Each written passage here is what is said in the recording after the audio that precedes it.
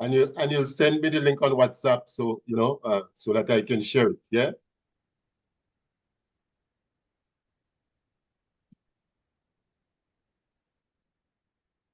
I'm not hearing the track on my end as usual.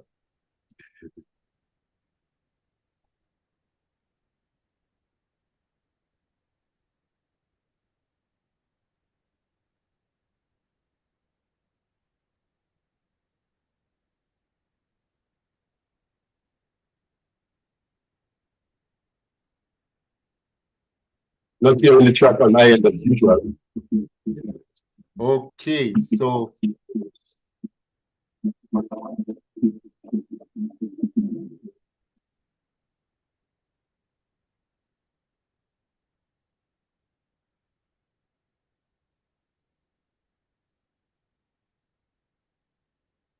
not hearing the track on my end as usual.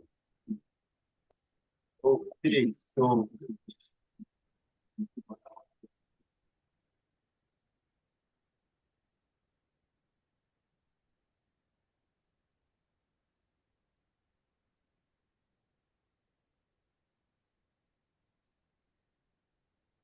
Pablo? yes, Brother John. Yes. I don't know what happened. Okay, here you go. It's all yours. It's all yours. Okay, so thank you very much, Brother John, and thank you to anyone who would have joined us already. If you're viewing this stream, please like and share. This is the time for the Heart of the Matter, hosted by yours truly, Theophilus Raphael Paul, uh, simply known as Pablo. And I am here once again. This is the 5th edition of the Heart of the Matter, which we started on February 3rd. And I'm back with you here. Location, Brothers in St. John. Although I am really based in Victoria, but I am on location here in Brothers. And that's the beauty of the technology, we were speaking on Brother John's program earlier on as to how convenient the technology is. However, we have to be very careful that we don't embrace it in a way as we do money and material things. And we have been admonished. We have been admonished by the good book that money answereth all things, but the love of money. There is a tendency, you would hear it often said by people that money is the root of all evil. No, we got it wrong. The love of money is the root of all evil. And in the same way, if we were to share that same love and demonstrate that same embrace for the technology, what we do in the long run is that we kill our humanity. Our humanity is lost because essentially we are social beings, apart from the fact that we are spiritual beings having a human experience. We are social beings. As human beings, we are social beings. And our social engagement, our social interactions are very critical to our essence as to who we are and the way that we relate to our Creator and to our creation. And if we were to lose that, essentially, we begin to treat with each other as innate objects. We begin to treat with a human life as that of crushing a cockroach. And this is one of the things that we're seeing being displayed by some of our young people who have not been adequately programmed and conditioned and nurtured and cultivated to understand and to appreciate the humanity, to understand and appreciate the importance and significance of our social interaction, our relationship as human beings, the need for us to communicate one-to-one, person to person. And when we lose that, we lose a great sense of who we are as people, as individuals. We lose our humanity, and we have to be careful with that. We see that the system is being programmed and conditioned in that manner, that the use of, or the involvement of, or the inclusion of human beings in operations and functions of our society, in business and in the economy, in our productivity, we are totally getting rid. It's like there is an effort to get rid of all human involvement in these functions and to replace it with technology. And as a consequence, we are quickly destroying our humanity. And our humanity is critical to our existence, because the world is not going anywhere. The earth as we know it is not going anywhere. It's going to replenish itself, because it's been said that during the COVID, as a consequence of the shutdown of so many things, you began to see the resurgence of much of our natural elements. Yeah, you began to see the regrowth of much of nature, because human beings were not involved, were not active in doing those things that adversely affect nature as we know it. And so we have to be careful with that. My guest who we're waiting on is Brother Michael Baptiste. We had Brother Delbert Baptiste with us on Brother John's program earlier on, and we were discussing a number of issues that have to do with our governance, with the way that we relate to each other, an appreciation of our civic responsibilities, our value system, and all of that. And I expect that there's going to be more of these issues being addressed in the conversation that we'll be having with Brother Baptiste, in spite of the fact that the theme or the topic for discussion this evening is, we'll be looking at the essence of Sir Eric Matthew Gairy and his contribution to our development. Okay? The essence of Sir Eric Matthew Gairy in the context of Grenada's history and development initiatives. And we did hear earlier on in the conversation that we had with Brother John and Brother Delbert on his program moments ago, where we were speaking about how many of the things that were undertaken during the People's Revolutionary Government, by the revolution, as we call it, of Maurice Bishop and co., it was continuation of the Gairy's agenda. It was bringing into being some of the things that were conceived by Sir Eric Matthew Gairy and were there waiting to be put into practice. The building of the airport being one of them.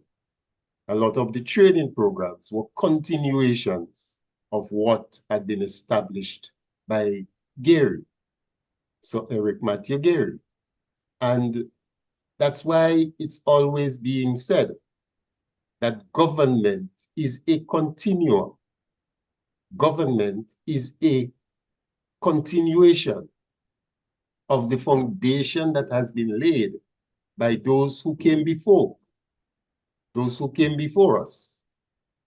So you don't arbitrarily dismiss or do away with something simply because you're a new administration now and you don't belong to the grouping or the party that ran the government before you.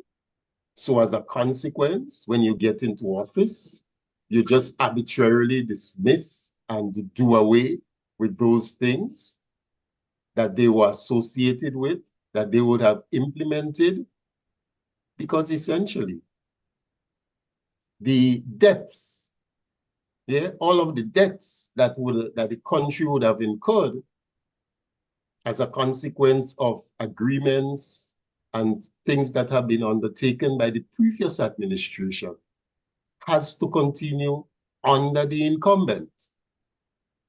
The debts that we owe internationally, it doesn't go away simply because you have a new party in office, a new party controlling the reins of government. Grenada still owes those monies.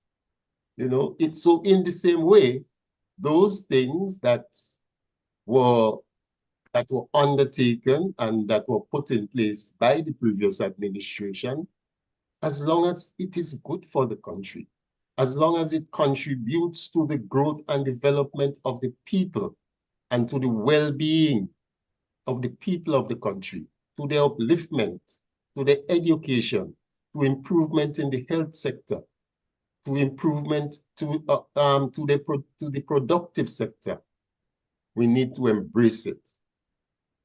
And the fact that my guest this afternoon is someone who is not necessarily a supporter of the party of which I am a part.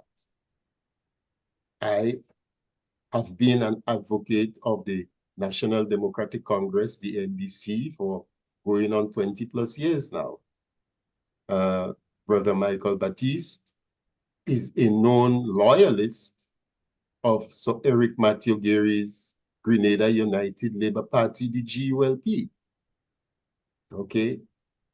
But it doesn't take away from the fact that in spite of he has been in recent times out there on social media, in the public domain, taking this administration to task on several issues, it doesn't take away from the fact that we, as mature people, as grown people, that we appreciate the need for us who may have diverging views on things to have those kind of conversations that really lends itself to the opportunity of us being able to identify the things that are best for the country. Because it is through these discussions that we are able to make a determination and to agree upon which of those elements, which of those perspectives, how can we merge some of those things together for the best interests of the country. I thought that Brother Baptiste would be joining us by now. I did just send him a message to let him know that we are ready. I see he's typing here on WhatsApp. He did ask if it was 3 p.m. I told him, yes, we are ready now. I had sent him the link and everything, but I see he's typing. I don't know what difficulty he's having, if any, because probably he's having some kind of difficulty getting on here. I see that he's typing a message to me on WhatsApp. Let's see what he's saying. Yeah, because we need Brother Baptiste to join us.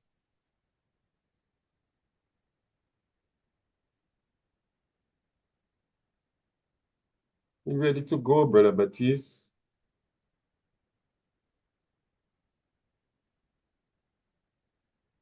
Yeah, I'm on already. Click the link.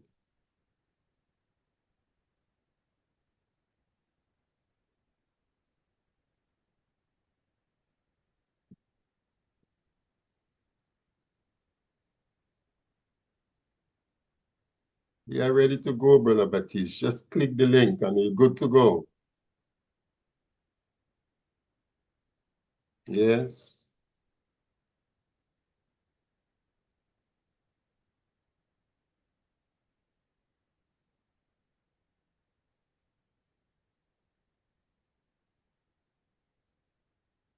Yes, so we are looking for Brother Michael Baptiste to join us. He said he had been on a while now. So let's see what happens, because Brother John, has he shown up as yet? No? Brother Baptiste, we ready to go. Hey, Brother Baptiste, we ready to go. John Caliste and I, we already up online. We send him the link. Yeah? Yeah, we send him the link. I think I have him in my thing. Let me see if I could set him on my end. So let me play a song. Let me play a song in the meantime. Yeah.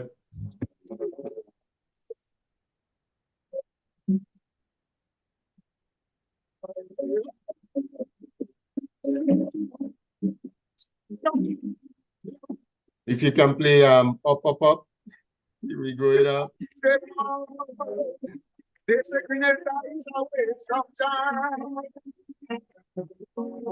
It cast it down.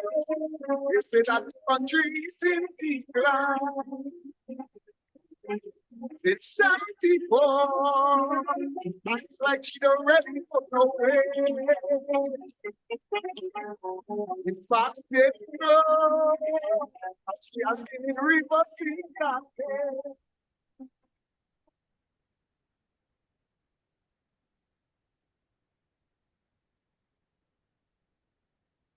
Yep. Yes, so we are looking for Brother Michael Baptiste to join us. He said he had been on a while.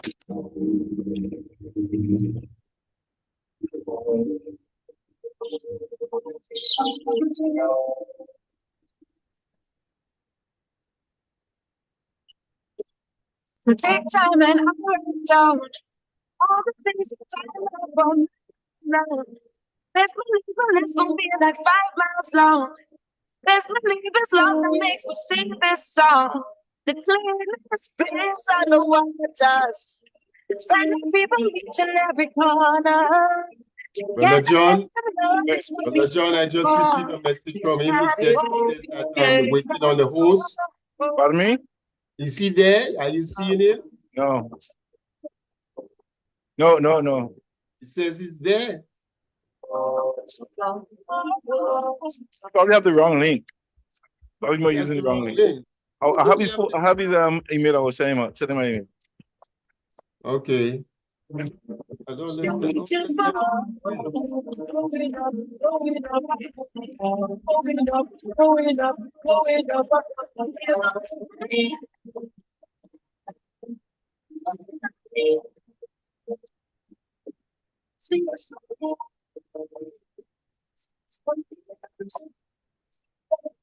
It's only from the beginning, from the people who came to sugar.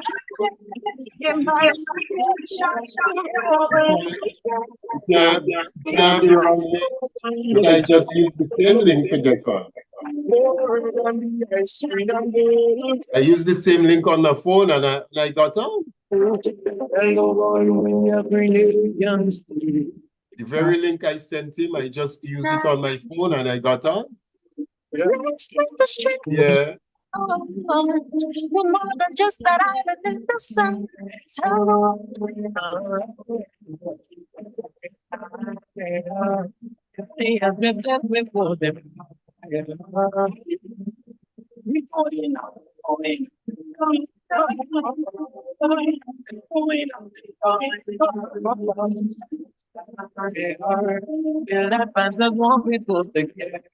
Yeah, Brother John, I don't understand what's going on because he says that he's on and he's getting a reading saying that waiting on the host.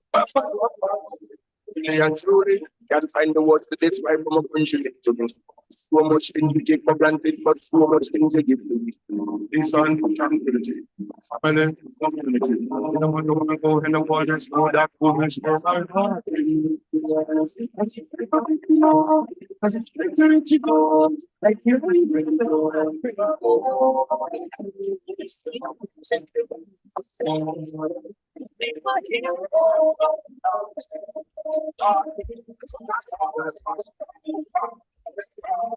It feels we should come when you want to come, want to come, want to come.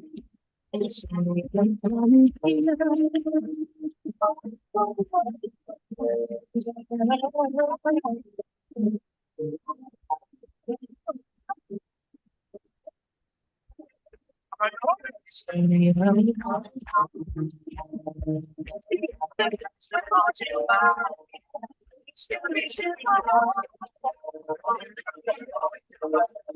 Oh, yes, the technology.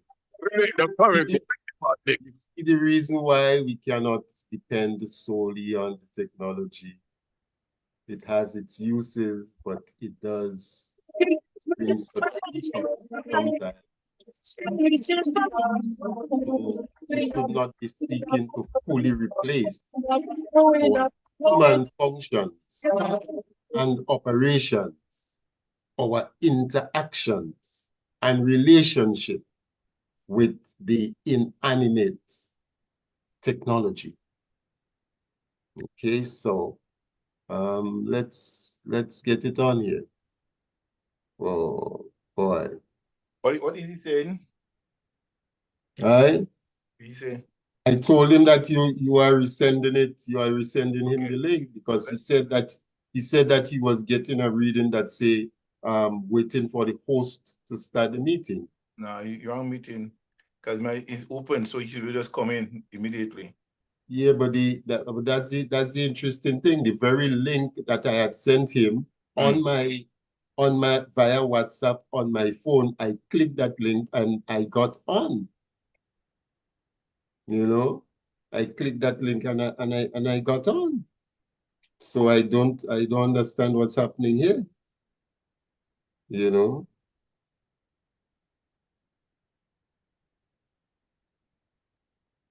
Okay. Look at it. Look at it. Here we go again. I am on. I am on with the very same link. You see? Yeah. So I don't understand. I don't understand why he's having difficulty. I don't know why either. I don't know what's going on. So you resent him the link? I'm open. He's open. I'm trying to put his. I looking for his email address. Yeah. Send me his email again. The one that you have. Oh, his email. I sent him this stuff via I sent it to him via WhatsApp. The link was sent to him via WhatsApp. I don't. No. Oh, this is not good. This is not good. In fact, they know she has been reversing that. What I am, her son, at 41, you rather start and they run out the heart. Just do this, you a simple message. Exercise some restraint. I want to feel I don't have strength. No, I don't. I don't have him here. I don't have him on email.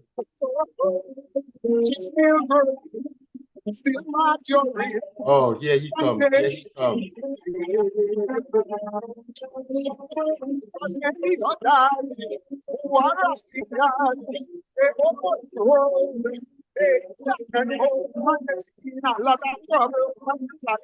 Okay, okay. So here we go. Brother John? Brother John? All right, I'm coming in. Well, Brother Baptiste is finally Brother here. Martis, yeah, hold on a second. Let me just switch the music off. All right. Okay, so we're good to go and we're ready to go. Mm-hmm. All right. Let me change that over to you. Yeah. Only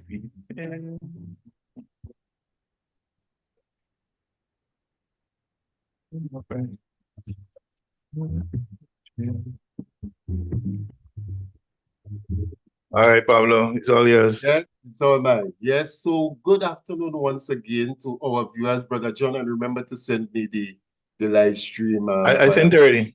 Okay, yeah. We are back again with the heart of the matter. This is Raphael Paul Pablo, your host. Brother John is our technical operator, and we have this with us this afternoon, Brother Michael Baptiste. Many of you, I think Brother Baptiste doesn't need any specific introduction. Everybody knows Brother Michael Baptiste. He has been a major figure in our political landscape. Brother John is our technical operator. And we have this one, Brother John, that is the life coming back at us there. Yeah. So keep, yeah. He has been a major figure on the political landscape for decades now, has been a member of parliament, and he is a loyalist of the Grenada United Labour Party of Sir Eric Matthew Gairy, our father of independence, the man who took on the plantocracy and the colonial rulers to bring benefits to the estate workers and other such workers back in the early 1950s. So, Brother Baptiste, good afternoon and welcome to you. Well, thank you so much, and let me hasten to say a pleasant afternoon to all the listeners up there, wherever you may be. Today, the pleasure is mine, as always, to be here with my dear friend Pablo to talk about important issues as it relates to Grenada, Carriacou, and Peter Martinique. The pleasure is mine, my dear brother. Definitely so, definitely so. And the pleasure is shared. As I mentioned, you have been a major figure on our political landscape for many years, and someone who has been involved with Sir Eric's Grenada United Labour Party. Can you give us, in a nutshell, your relationship to and the history of your function within the Grenada United Labour Party? Well, as a child, I believe I was probably about 5 years old at the time. My parents were very strong supporters of Sir Eric Gairy. So they brought me along to all the meetings that you were having and meet the people tours and all of that. And of course, he was having meet the people tour in Munich. So I went close to the platform where you were sitting. They introduced me and I met him, and I became a fixture around the platform because I was so fascinated with him. I did not want to leave, so I stayed close to the platform as what they say, as the little gopher. So wherever they needed anything, whether it was water or whatever it is, a towel, I would be around the table providing such services. So I got to know him then. When I was about 15 years old, I left school in Munich and I went to St. George's, and I was being an apprentice doing electrical. I decided to go and register in technical wing. And when I went to register, I was told then that I did not have the necessary academic education to enter technical wing. Because, you know, my parents are very poor. I was adopted by these two poor people, and they did not have the resources to advance my education. But I settled for that because I was a technical whiz. And academics didn't really interest me as such. I believe that my calling was in the technical field. So being turned away, I was dejected, very much dejected. And I said, you know what, my only hope and my last hope was to sought the assistance of Uncle. So I walked from Tantine up to Mount Royal. When I got to Mount Royal, the police was at the gate, and I told him that I wanted to see Uncle Gary. He told me no, he couldn't let me in. I didn't have no appointment. He don't know if Uncle Gary knows who I am. And he didn't even bother to use the telephone to inform him that a little boy here in short pants was out here to see him. So I sat there and I said, you know what, because I was affixed there on the table in Munich whenever he comes up, his security people, I say one of them must come by. So I sat there and prayed. And as fate would have it, I saw a rover. Land Rover was coming in, the police used to use Land Rover at the time. And they stopped at the gate, and when I peeped in, I saw this guy, one of the security named Ravinier, who I recognized, and he recognized me, and he said, I said, look, Rav, I say, I'm here, and I want to see Uncle about a problem. I want to talk to him. He said, all right, jump in. So I jumped in the van, and I back at the Rover, and I went into Mount Royal. He said, well, sit here for a little bit. Let me tell him there's somebody here to see him. So he went in and he told Uncle that there's a little boy out here to see him. And he said, bring him in, brought me in. And to my surprise, I mean, I wouldn't lie, to my surprise, when I got inside and I met Uncle, the first thing he said, Michael, what you doing in town? You understand? I swear, I was overjoyed. I was, you know, it's like the earth opened up that Sir Gary knew my name. He wasn't so then, he was just Eric Matthew Gary, yeah. Eric Matthew Gary. He knew my name. He said, Michael, what you doing in town? So I said to him, you know, so well, I'm got a job here. I'm learning to be an apprentice electrician, and I went to register in technical wing. And so they say I can go because, you know, the thing with us, go to the high school, and I need your help, sir. So to get into the technical wing at that time, you needed to have been when you're filling out secondary school. when you're filling out the form test, they need their education background and all of that, the school you attended and all of that. Formalities. Okay. So I sat there with him and we started to chat, started to ask me about Munich, my parents and all of that and all that. And he knew my parents. They were road workers and estate workers. But he knew them personally. So he asked me about them. He asked me about other outstanding labourites in the area, and I told him and whatnot. So he called the secretary and he said, look, prepare a letter for this young man here for the technical wing. You know, I want him to be admitted and whatnot. I said, good. So I sat there, we chatting, then he asked if I ate, if I was hungry, if I had money. I tell you the truth. He was asking me whether I was hungry, if I had any monies.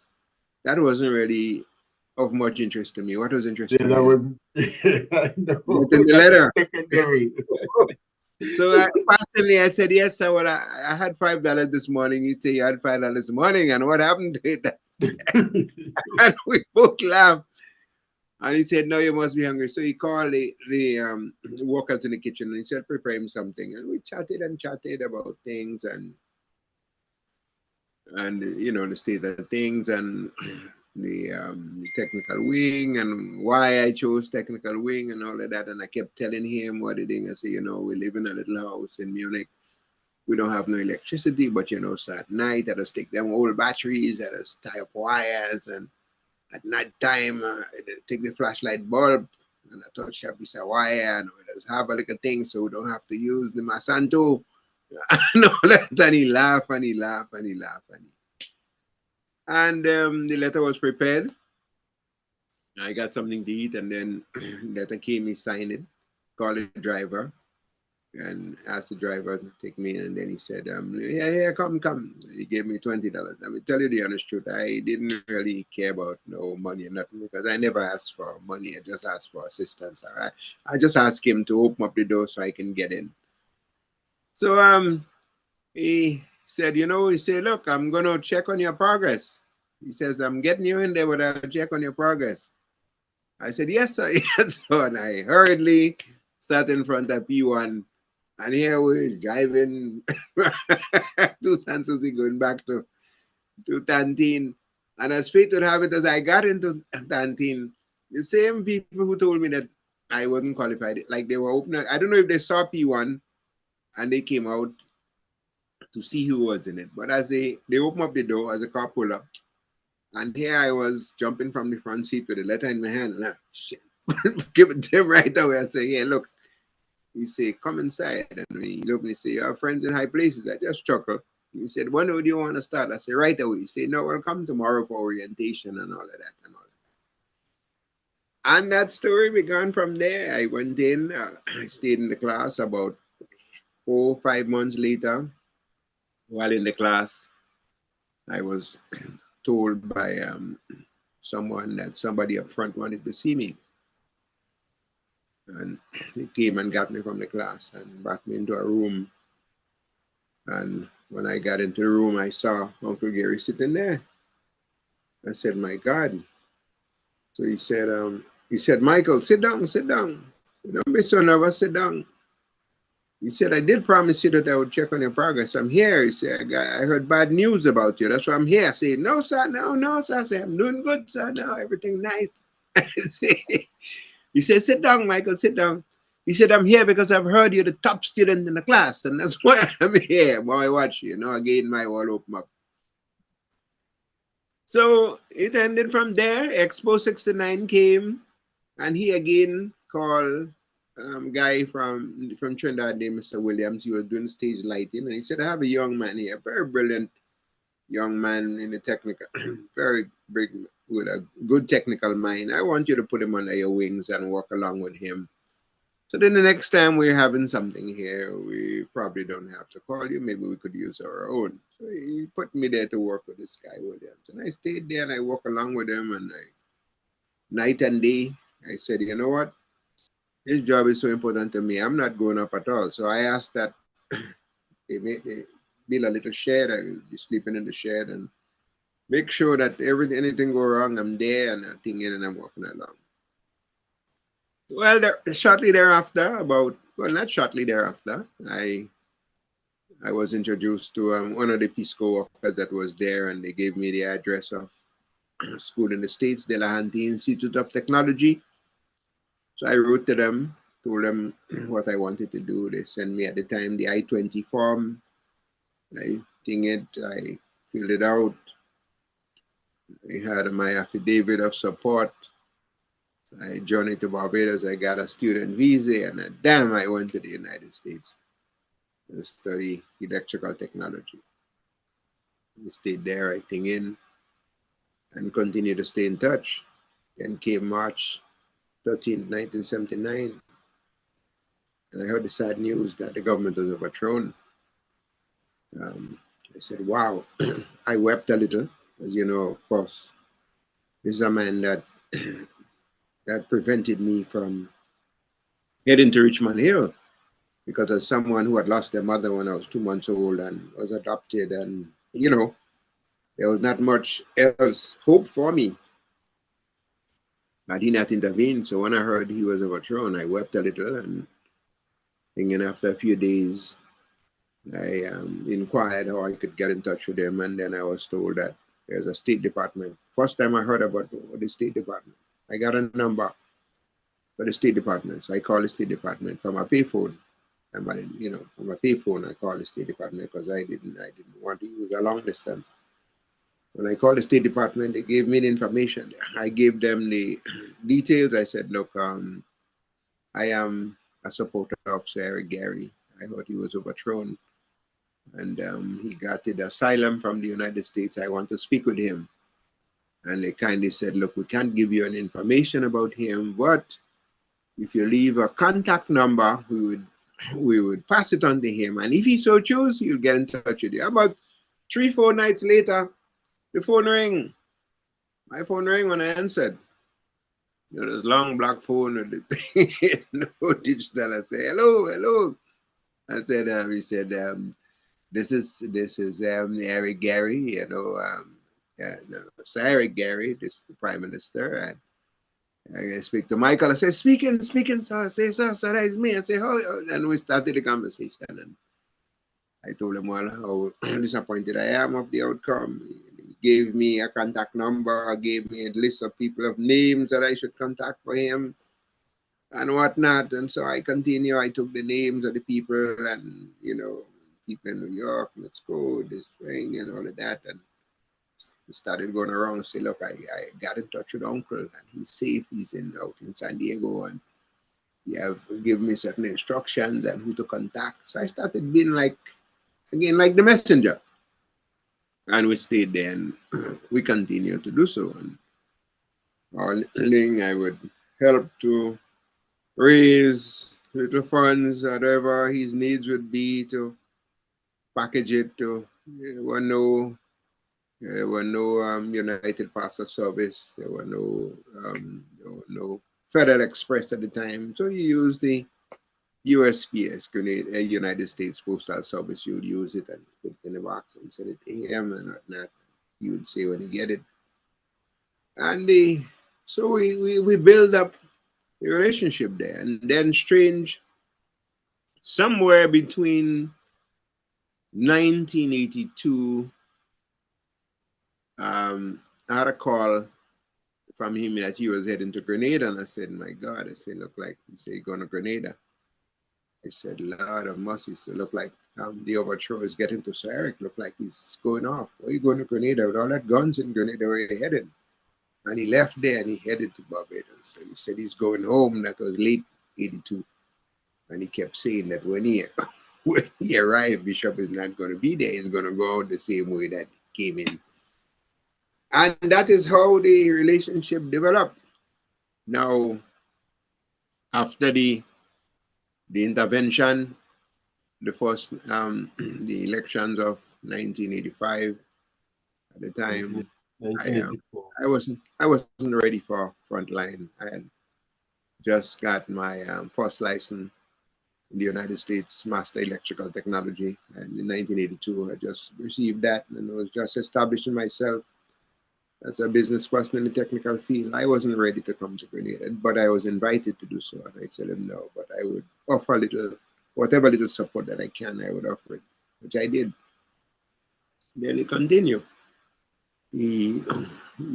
What I was told when I went to see him then, that the United States and the Caribbean Islands had asked him or persuaded him not to contest elections for one reason or the other. So he stand down and whatnot and whatnot. And of course the party got, the party was close, was relatively close, it was competitive.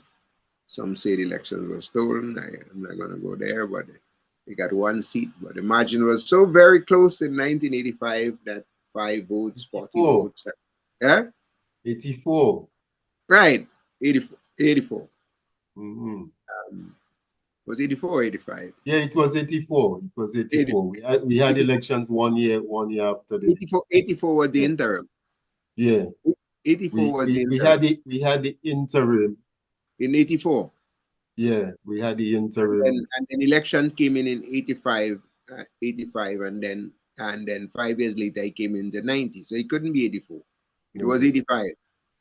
You can remember, elections are constitutionally due every 5 years, or you could take a 3 months. So it would have been 85. And then we had the other election in 1990. 1990. Right? All right. So it was 85 as my recollection. 84 was the interim. So 1990 came, and again, he persuaded me to come back. Though I wasn't quite ready. I came down, did a little campaign, and then things didn't go well, so I went back up. And the party at the time got 4 seats in a very heated election. 1993, he insisted that I come back. He said, you know, you have the ability, you have the charisma, you can articulate well, you can connect with people. You should come in and take on that guy in the Southwest, Ben Jones. He said, you know. Brother Baptiste, before you continue, Yeah. Grenada's election was took place on the 3rd of December 1984. Okay. Yeah. I stand corrected. 84. Okay. Yeah. 1984. Right. Okay. Yeah. So 84. All right. So what brought us into 90, if you recall, was the split of the NNP and Hubbard Blaze. They took the 3 months. Yes, he took the 3 months. All right. That's what brought us into it. All right. Yeah. Okay, so that came in, and the 93 came back, and he was adamant. He said, you have to come. You have to come. You have to drop what you're doing. Your country calling you. You must come. And he said, there's a man in the Southwest. He's always a problem for me. He always offer legal services to my opponent. I want you to come, and I want you to come. You can take him down. I want you to come. So I hit the call, and I came, and I said, all right. So that was my entry. Your entry into the frontline politics as a GULP representative under Sir Eric Matthew Geary. Right. Now with all of that being said, yeah, and given the track record of Sir Eric, coming as Eric Matthew Geary and coming in back in the early 1950s, we know about the 1951 strikes and all of that. We know about his struggles on behalf of the estate workers and other such workers, the formation of his Grenada Manual and Mental Workers Union and all of that. And all that transpired thereafter, Easter Water Parade, the SGU and all of that. What would you say is in a nutshell, is the real essence of Sir Eric Matthew Geary to Grenada's history and development? Well, I would say that in 1951, he heard the cry of a people suffering from social and economic conditions, and he invited himself into the feelings, and the struggle began. At the time, it was not popular for political leaders to talk about the disadvantaged, the oppressed, and so on. He took on the challenge. At the time, it was not about regime change. You were talking about the Great Britannia. You're talking about the Great Britannia, the greatest military force in the world, who had battleships all over the world. At the time, the United States was second to Britannia. Britannia ruled the world. He took them on. And he recognized at the time that there was injustice taking place in Grenada. It was not just on the social level, but on the racial level as well. That people like you and I could not work in the banks. Where people were enslaved. People had no rights. There were no women's rights. There were no workers' rights, and so on. And we owned nothing. There were no established working hours for these people. They worked and we owned nothing in our lands. We were like what apartheid was in South Africa. We worked on the estate, and we stayed on the estates. You couldn't talk about owning a piece of land. That was a no-no. So he came in and he fought. First of all, he fought for workers' rights.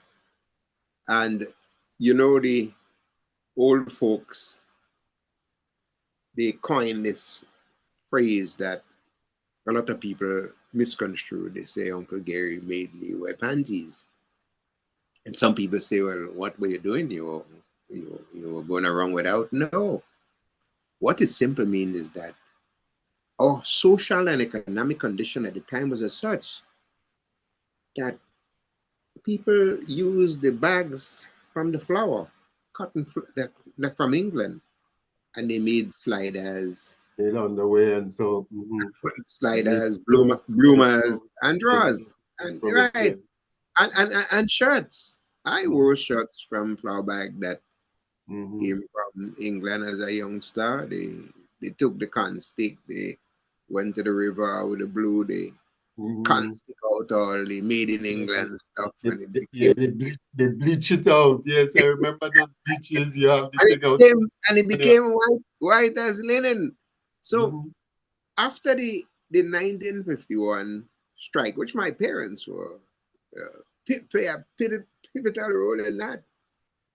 My parents were strikers and vocal, and they were just as vocal as I am. I think as I said before, my politics didn't come from the university, didn't come from a textbook.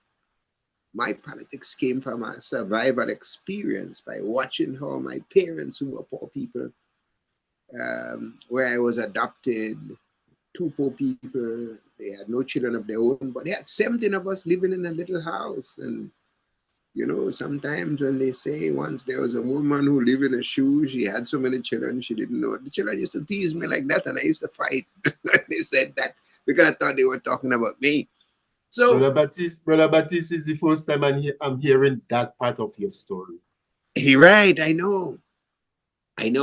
So he came in there and he fought for us, and he fought for better wages. So when the workers got the better wages, they didn't waste time to go and they scrub the floor bag to make drawers and sliders anymore. They went to the store and they started buying panties. And some of them were so ecstatic about their new nylon panties when they go to work. Somehow their dress always fling up in the air so Martha Yeah. could see. Or the waist always showing. They have on panties.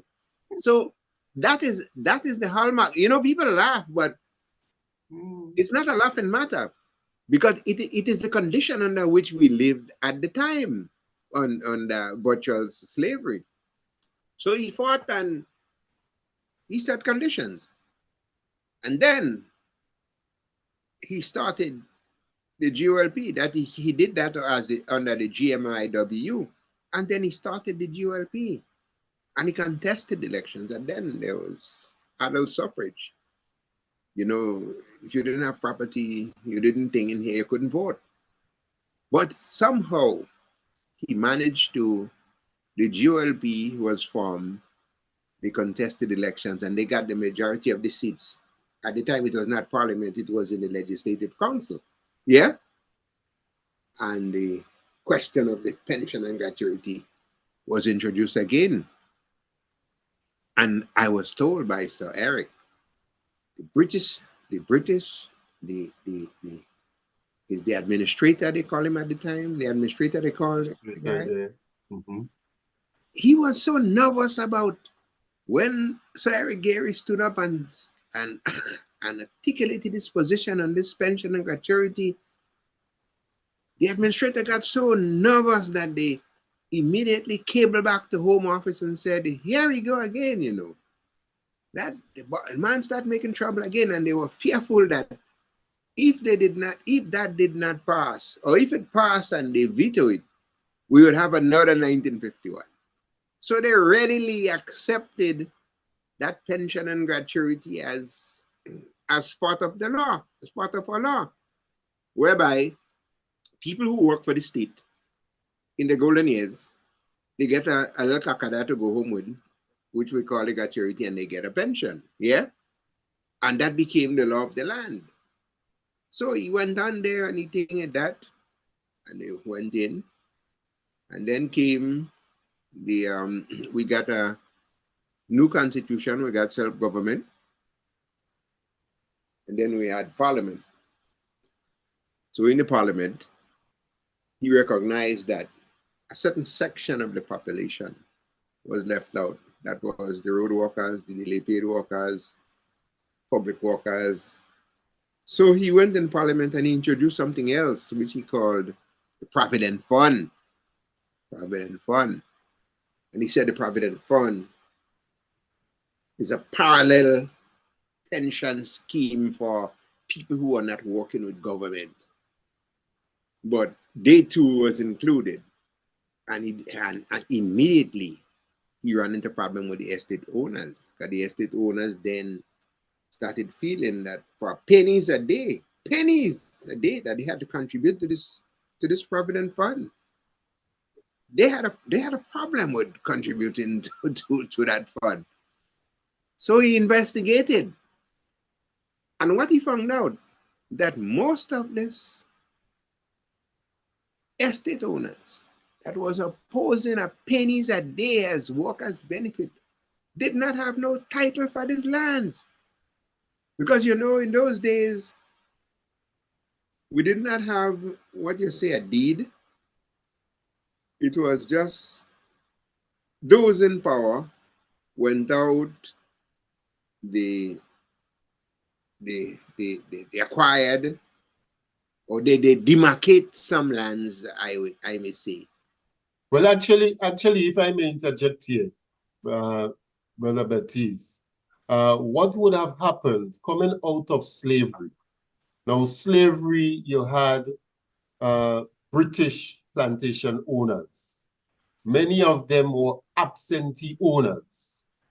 And as a consequence of emancipation and the fact that reparatory money was paid to those estate owners, many of them abandoned these lands to those overseers and so who would have been working with them. So many of these overseers and so inherited these properties, but they did not have title to it. We on the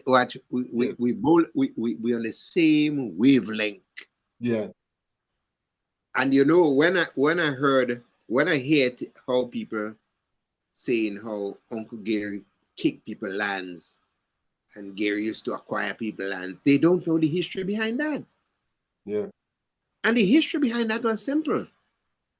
When Parliament came in and the law of administration was introduced, because at the time there were no, as you said, it was just people inheriting things. Mm-hmm. And then on the way out, they set up what they call a law of administration, where you could administer and become the owner. Okay, in other words, if somebody left an estate for you and they went away, and you don't have the papers, you could administer. So the British introduced what they call the law of administration to circumvent the locals again from getting the property. But most of them did not. So Sir Eric Gary, recognizing that a lot of these landowners, they were just custodians of these lands without the proper document. So what he did, he acquired some of them. And the law then that was passed is that government may acquire lands for public purposes, but the real owners must come with the relevant documents, ownership, and government is duty bound to pay person compensation for the property acquired. But lo and behold, lot of these estates that Uncle Gary did the research on and acquired, these people had no papers for the lands. These lands today remain in government. Yeah?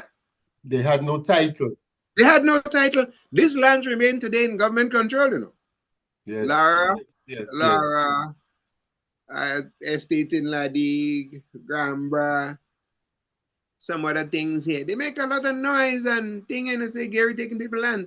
But whereas these lands were actually belonging to the people, because the owners of these lands were just overseers.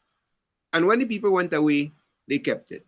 So we went on with that, with the Land for the Landless program. He started taking his lands and telling people, okay, well, if I take your land and you have your papers, bring your papers to the Ministry of Agriculture, process it, come to finance and collect your pay. Up to this day, all of them make a lot of noise, accuse him of all. None of them come forward because they didn't have no papers for that thing. But it remained a political liability on him. They say, hey, you know, Gary take people land and he kill agriculture and he think all of that. But when you look at the facts surrounding that, you would see that this acquisition was justified. As a matter of fact, one of the things that he and Maurice Bishop agreed on was the acquisition, because Bishop came in and he acquired some too. He recognized the same thing. He recognized that these people were just holders of the land by virtue of being overseer. And Bishop took some land, some estates too. And today some of these estates are in government hands. So we had the land for the landless program, which is a hallmark of Sir Eric Gary's legacy. And then came SGU. Now, SGU today, well, before I go there, SGU was sold recently for billions of dollars. Could you imagine that, brother? Do you know how much billions of dollars SGU was sold for? Something in Grenada, a place in Grenada that Sarah Gary brought in, it developed such equity and was sold for billions of dollars. And what did we, the people of Grenada, get out of that? I think they gave us some coffee change, 30 million. Huh? But imagine they walk away here with billions of dollars SGU sold for. But in all credit to SGU, SGU has been the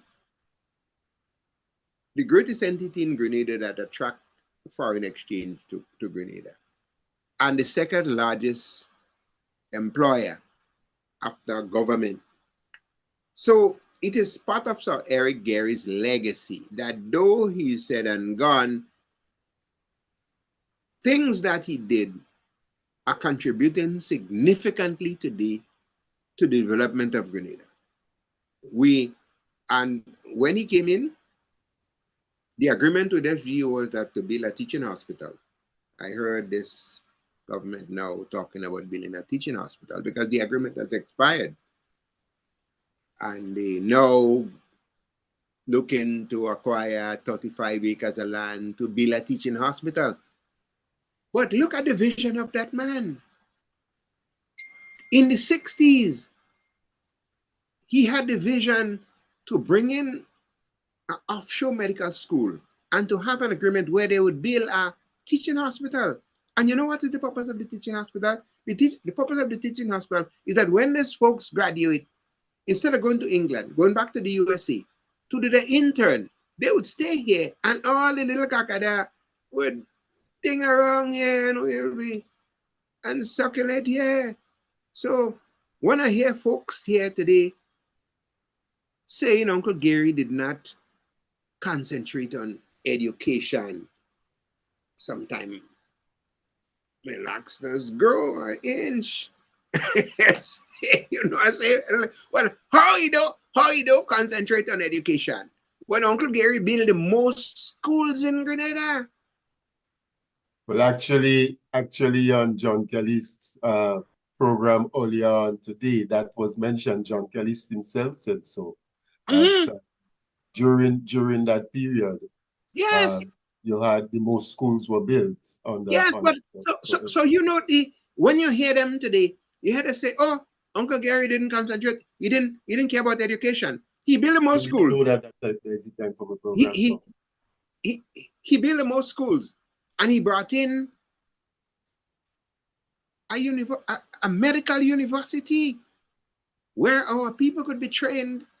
And he made the arrangements so they will partner with government to build a state-of-the-art hospital so we don't have to run around with trucks raising funds when we barely hurt us. as we're doing today, but we allow that to lapse. And this program is not about finger pointing, it's about talking about the achievements and the legacy of the great man. So had we built on that from the time he brought it in, and I would say we treated SGU as a second class enterprise. We send our students outside and study. After the fall of the regime from 79 to 83, some of the students came back and they could not even practice here. They had to wait and do a 2 or 3 year intern and all of that before they could get in. Whereas had they supported SGU and study here, automatically they would have been able to do anyway. But that's history now. So we look at that. We look at the marketing board. And a lot has been said about the marketing board. You know, it was Uncle Gary who actually created the marketing board. The name was Marketing Organization. When the PRG came in, they dissolved it and they said, we need a marketing and imported board. They put their own stamp. Huh? They put their own stamp on it. They put their own stamp on it, but Uncle Gary had marketing organization doing the same thing, and not important because at the time we were not doing much important, you know, because I heard some folks later on used to fly a slogan, eat what you grow and grow what you eat, which it's an academic exercise because when you really look at the social economic condition at the time, and I could testify to that. When I told my parents what they were saying, eat what you grow and grow what you eat, they used to ask me what I mean. And we eating breakfast, tea, breakfast, and dinner. Huh? Huh? We eating potato, tea, breakfast, and dinner. So what do you mean? We did not have the monies, we did not have the resources to eat macaroni, to eat Irish potato. So when they came on with that slogan, they were not talking to the masses, you know. The masses was already eating what we grow and growing what we eat because that's all they could afford. The people that they were talking about was the people on the upper eggland of the society who used to call blogger Moko, yeah? And who used to call fig banana, because they want to justify a reason to put it in their mouth. you understand? So they had to put a nice name on it. There are some people who you couldn't get them to eat a breadfruit. They said I eat food. It's only now you see them embracing, and while we the poor and those grew up under the era of Uncle Gary at the time, we roast breadfruit, we fry breadfruit, we breadfruit, we pong breadfruit, we grow breadfruit. So when those folks come in with their intellectual talk and talking about eat what you grow and grow what you eat and all of that, I was merely to old talk. The masses was already doing that. And you know, while we're talking about the local, you know, there was a time Grenada used to export chicken. Okay. The Rhode Island, the Rhode Island fowl. The Rhode Island fowl. Okay. His neck fowl. Huh? No. Yes, on the federal farm. Okay. We stopped eating with local birds. And yet, when you look at the United States today, when you look at a breeder farm, what farm is a breeder farm? A breeder farm is a rooster, a local rooster, and a hen that, of course, they doctor it and upgrade it with the technology that they put here that will create a fertilized egg. But here how we went wrong after Uncle Gary Day. We bring in a set of white fowl from outside, we call them broilers. And a set of thing here, we call them layers. And we put them in a house. We feeding them, we giving them water and all of that. And yet still they can't produce. They can't produce a chick. But the local fowl that we have here, we let them go. They have to run from mongoose. They have to run from predators. They sleep anywhere. They have to find a place to sleep because we don't make no place for them to sleep. And they're the ones that producing the chicks and they're multiplying. And look how gracious they are. After all of these years, they're still with us, you know. Yeah? But we pay no attention to it because we have now involved as a nation who believe in the foreign thing. So we're moving on to that here now. And then we look at tourism, Easter Water Parade. That was a hallmark of Uncle. Folks from all over the world come in here and we had that. He brought in lots of monies, lot of foreign exchange. Then we look at the Botanic Gardens. The Botanic Gardens. You know what was in the Botanic Gardens? We had something to show our people. We had a zoo. We had a zoo. I visited the zoo as a young cub. No, I visited the zoo too. And we were able to see things that we now see on YouTube and all of that. It was right here in Grenada at the time. Uncle Gary had the vision to bring in all of that right before our eyes, the zoo. Yeah. And what we did with it, that would form part of tourism. Because we could have the yard fowl. The yard fowl could have been there. The Clinic fowl, the Fraser fowl, the Rhode Island fowl, the rooster. We could have show a manikou. We show a guana. We could have show a tattoo. We could have all of that in that area there, in that little area reserved. And the Mona monkey, all of that could have been reserved. And we could have now developed ecotourism. Maybe we could have found a bigger location, or we could improve on it with the technology. But the groundwork was there. So when you're talking about a great visionary, you're talking about a man who I don't know if Grenada would ever see someone like that, because all the things that we are looking at today, all the things that we are talking about today, those things was right before us under this man. And here's what they did to him again. They made fun of him with the UFO. Yeah? UFO. Oh my God. Now, the United States security forces, the Air Force, have a compilation of sightings. And recently the Senate has asked the White House to release, they went to the High Court to release data of UFO sightings, because they say now the White House is withholding things from the nation. Because when Uncle Gary said UFO phenomena must be investigated because he believed there's other beings living there, they laughed, they made a fun out of him. But look at how it turns out that everybody tightly, they say, boy, that little man from Grenada, boy, where he come out, boy? How he used to say all these things and them, all these things about it. And we've seen it in our lifetime, bro. No, haven't we seen it unfolding? Another one, you know, which was laughable again.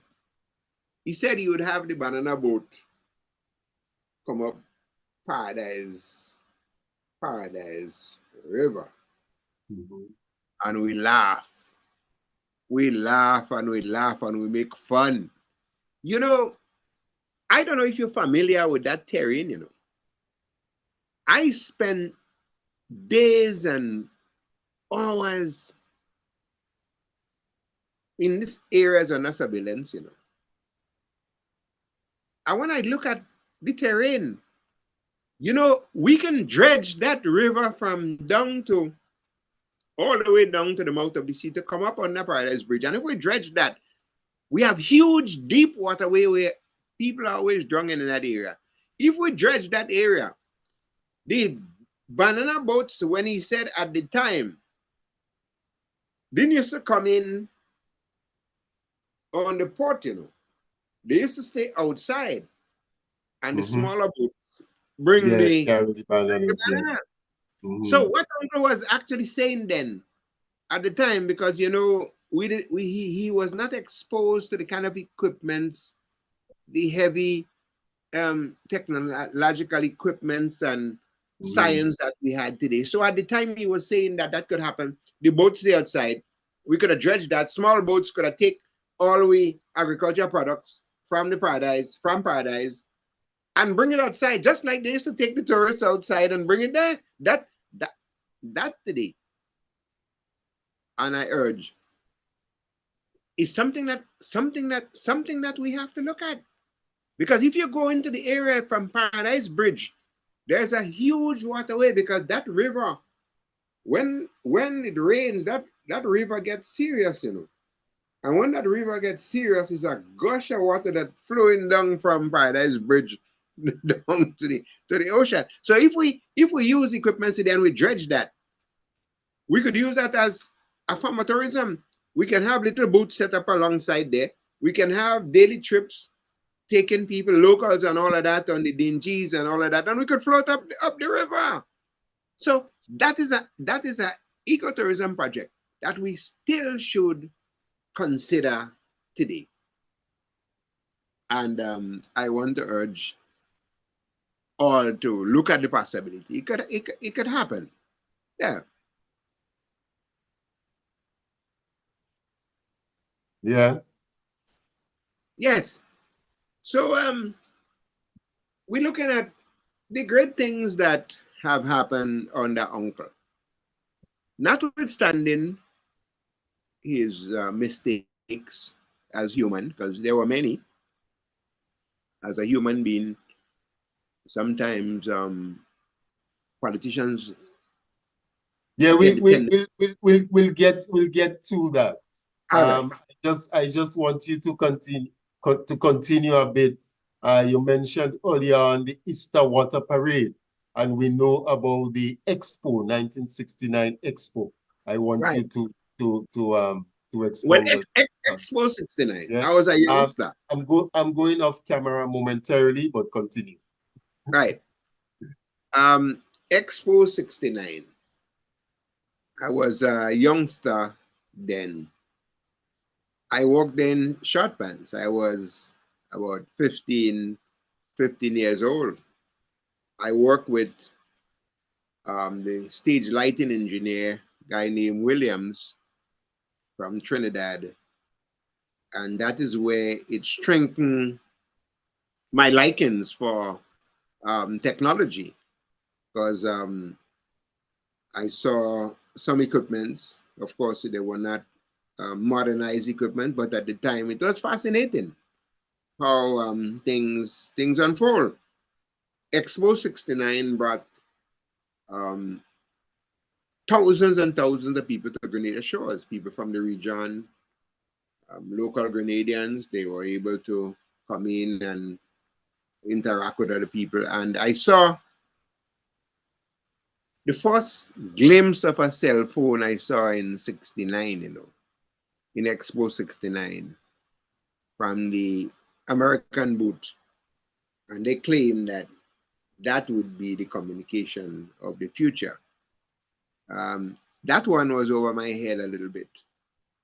At the time, not being exposed to advanced technology as I am today, I was in awe to understand how I can stay one place with a wireless equipment and communicate with someone millions of miles away at the time. Though I understood shortwave radio, because, you know, at the time we used to use shortwave 1, shortwave 2, where we would pick up Voice of America the BBC and those shortwave radio. I understood that process, but I thought there were relay stations. The British had relay stations in the different islands, and there were some battleship out there that was intercepting the signal and then relaying it to other ship, which brought us. This is the BBC news from the BBC.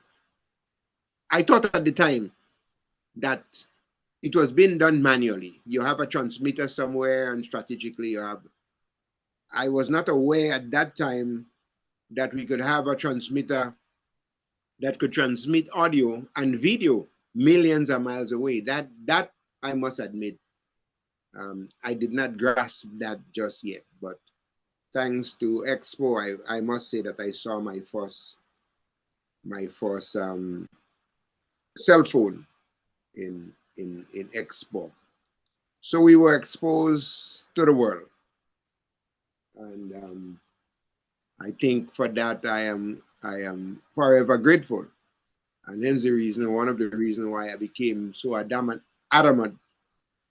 My love and admiration for Sir Eric Carey is because through him, he afforded me the opportunity to be involved in the field of technology. Had it not been for him, on that fateful day, then I went to Mount Royal, I would not see some of the magical things that I saw in Expo. It would not really enlighten my anxiety or maybe hasten my my drive to go further into technology. So for that, I'm forever grateful. Yeah. Easter Water Parade. Well, Easter Water Parade again was something that brought the region and the world together. I mean, I don't know how he concocted all of these great things, because knowing him, he was such a simple man, but a man, is like he was possessed or blessed with a vision to see things that some of us could not envision at the time. But Easter Water Parade, it was a time when thousands of people flock our shores and to visit that. Notwithstanding the Miss World, we left that out. I mean, here he took a simple young lady. She was not exposing all her bodies outside. She was just there in her physique and her intelligence, and she was able to expose her to the world, and she was able to cop the Miss World title. I don't think anybody came close after that. I mean, those are things that we have to cherish, because these things happen in spite of all the other things that were said. Those positive things happen on them. Let's go back a little bit and skip that one. I guess in some ways it would have done for Grenada back then what Kirani James has done for us in this dispensation. Well, Kirani James could not do for us anything had it not been for February 7th. Yeah, I got that. I was just speaking. There were other Kirani. Yeah, there were in the context. There was a lot of Kirani James before Kirani James, Yeah, because I understand. I understand that. Yeah, I was just speaking. If I may, I was just speaking in the context of the fact that there you had Jennifer Houston participating in a global event. Yeah. And in the same context, you have Kirani James. He was participating in a global event. So, that all of that, the vein in which I'm making the comparison. Yes, but all of that came as a result of February 7th.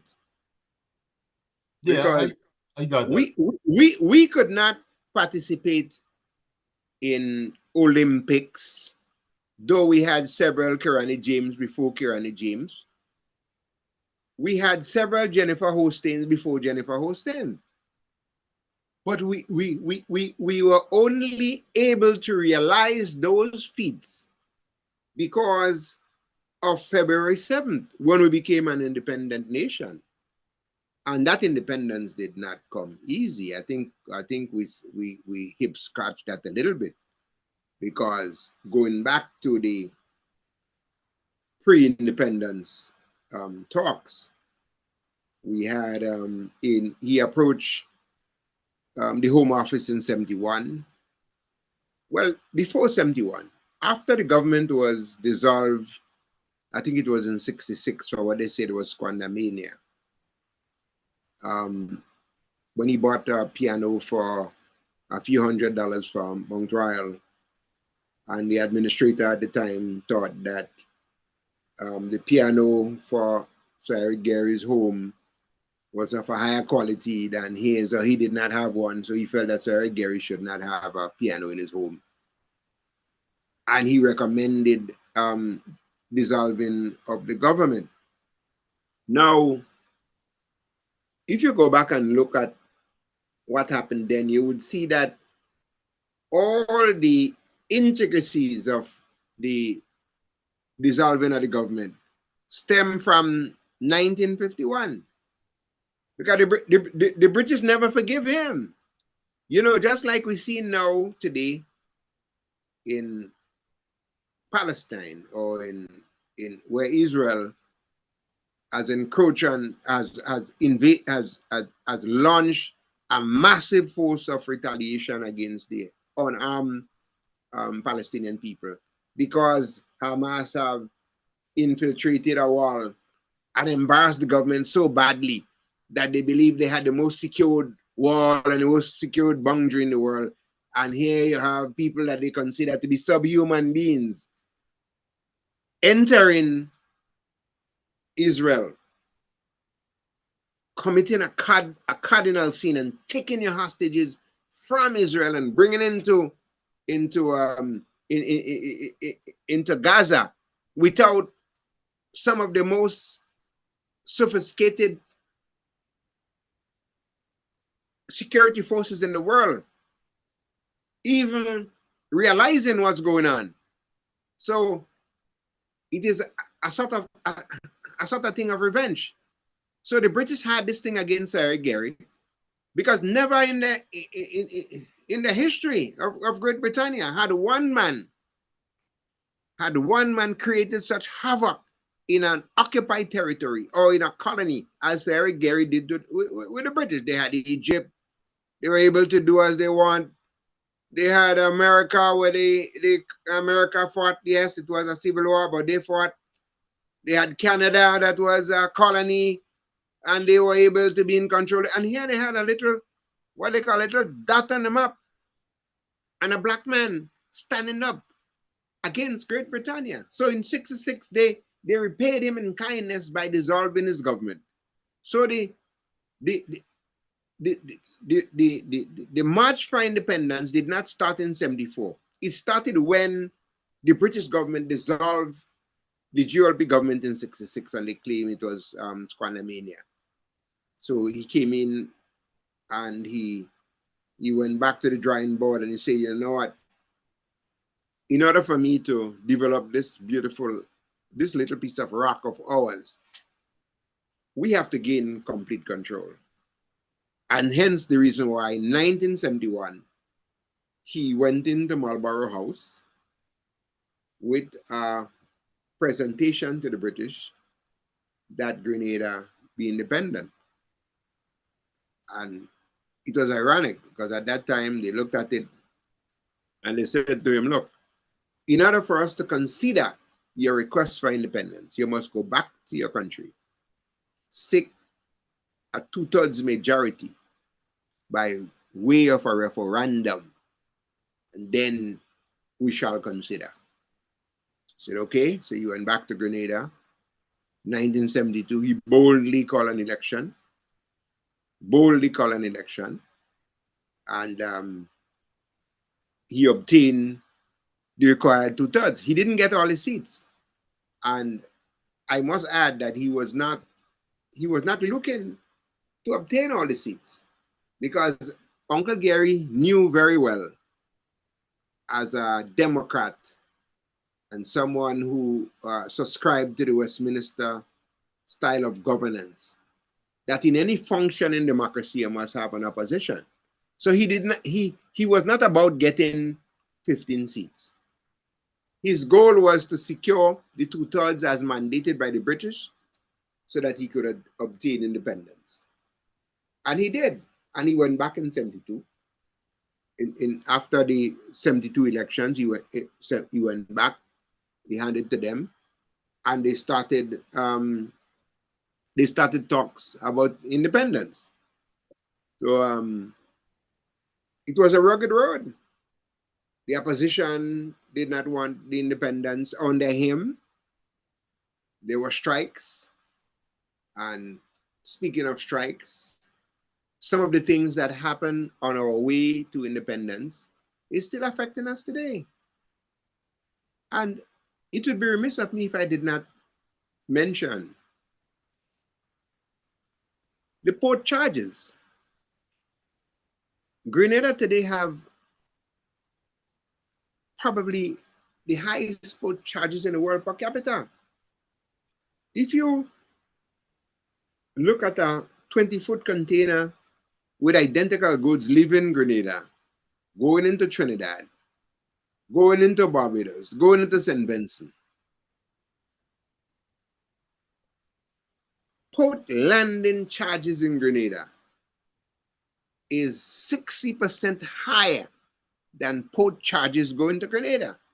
So if a container with basic commodity goods were to leave the United States or China and land in St. Vincent, the contents of that container, the goods in that container, would be a lot cheaper than that of Grenada, because Grenada port charges are much higher. So automatically, we have what you call an original sin. And that original sin is as a result of the chaos that took place in 1973, when they called the national strike, when they're trying to prevent Sir Eric Gary and the GLP from obtaining independence. So we are suffering that today. Look at the cost of living. As a vivid example of that, you have vendors living in Grenada. They jump on a plane, they pay high airfare. They go to Trinidad. They buying apples, carrots, rice, other basic commodity goods not made in Trinidad, but made elsewhere. They buying that in Trinidad, and they sending it to Grenada. And they come into Grenada and reselling it and making a profit, which tells you, I mean, that's something that we need to look at. And the reason why they could afford to do that is because the port charges in Grenada is so high that by the time the container with the goods land at our port, by the time you add the CIF, cost, insurance, and freight, and port landing charges, that goods in that container becomes too high, not too high, but very high for the average consumer. So you could go in St. Vincent and you could pick up an item that was made in the United States in St. Vincent and buy it for 40 to 60% less than you would buy it in Grenada for the same goods that came from the United States in Grenada, courtesy the port charges. And the port charge is too high. And by the time, and since custom duties is pegged against costs, insurance, and freight, we, the Grenadian people, are suffering the high cost of living as a result of the and I have to use this word carefully, as a result of the irresponsible and politically motivated strikes that took place in 1973 here when we was about to get independence. So we're suffering from that today. And those are facts that we seen right before our eyes. So we led up to that, and some things happened in the process. When the British said when the British told Uncle Gary, go back to Grenada and seek a 2/3 majority, he did. So now when we got the Constitution, it was said at the table in Marlborough House that since the benchmark for obtaining independence was to seek a 2/3 majority, the benchmark for changing any aspect of the Constitution should be the same 2/3 majority. Okay. You know, my brother, that has been an albatross around our necks. We are unable to change any aspect of our Constitution without that 2/3 majority. From 1974 to 2024, there are some things that have changed, and some aspect of our laws needs amending. Some requires a constitutional amendment. Is there any government that's brave enough and man enough that could beat their chest and say, I will go to the electorate and command a 2/3 majority? Never. It just won't happen. The New National Party were able to secure 315 seats majority in the parliament. But yet when they venture in trying to obtain a 2/3 majority to make any amendments in our Constitution, they failed miserably. So the things that happen in leading up to independence, it has a negative impact on us today. Okay.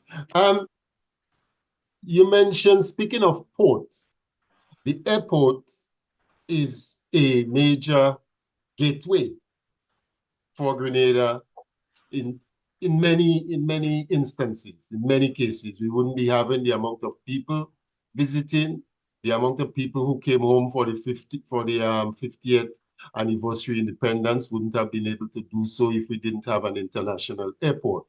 Up to this morning in the conversation with Brother John and Delbert Baptiste, that was mentioned about the fact that Sir Eric did have a plan for the building of an airport, and that my cousin Delbert was on this morning. And he agreed to that? He said yes? Yes, yeah, he agreed to that. It appears to me that Morris Bishop would have acknowledged that you know, that the vision for that was there, and that's why they were able to move so expeditiously with the commencement of the construction of the airport. Can you just speak with that momentarily before we move on? Well, before I go into that, I must indeed say that it seems as if I have converted my brother Delbert, because I have finally got him to accept the reality. The reality of the airport is that, look, a small Canadian plane landed there. That was in 74. The GOLP government bought the lands from Laddie McIntyre and other people that had surrounding lands in the area. There several people had land. They bought the lands from and paid them for the lands. A plan was drawn up for the airport. There's no doubt about that. A plan was drawn up for the airport. The government was overthrown in 79. You have to understand. Now, when we got independent in 74, it was like a new we. And a lot of people associate Sir Eric Gairy from 1951, which is so inappropriate. you could recognize the work that he did, but in terms of leading the country in a significant way did not happen until February 7th, 1974. Number one,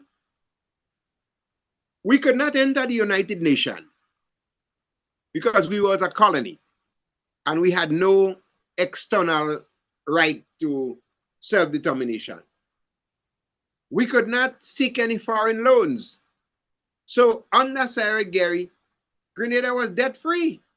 From 74 to up to 79, Grenada was actually debt-free. Sarah Gary is the only prime minister that ruled Grenada, that governed Grenada, where the country did not have no foreign debt because we did not have the time to accumulate any foreign debts.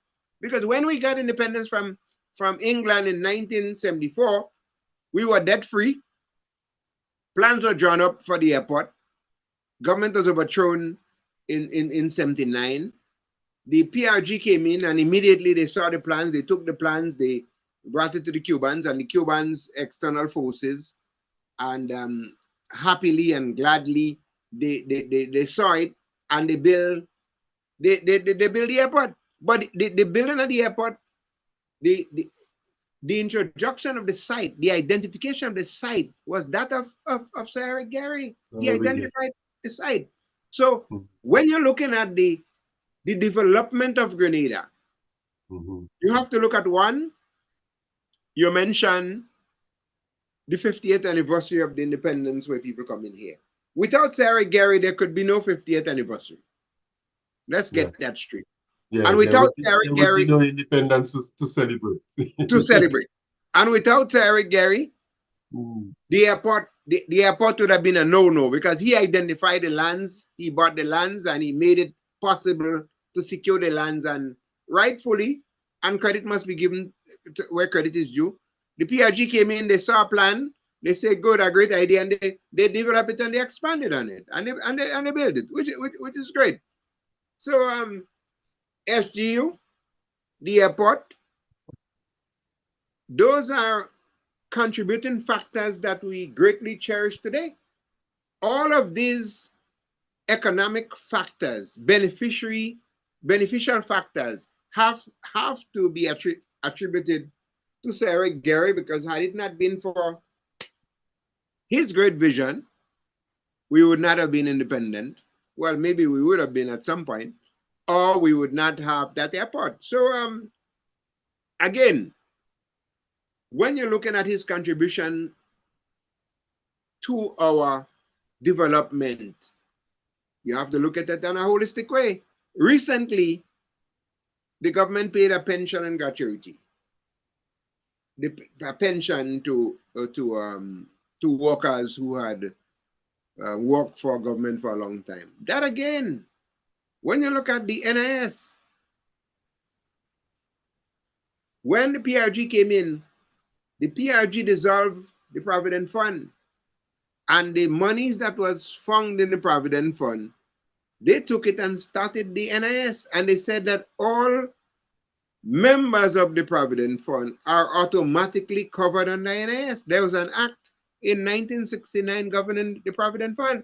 So to be quite honest, one, you could say that the Provident Fund is the mother of NIS, because it was their funds that started, and the first members of the NIS were Provident Fund members. Again, all of that through Act of Parliament, through the late great Sir Eric Gary.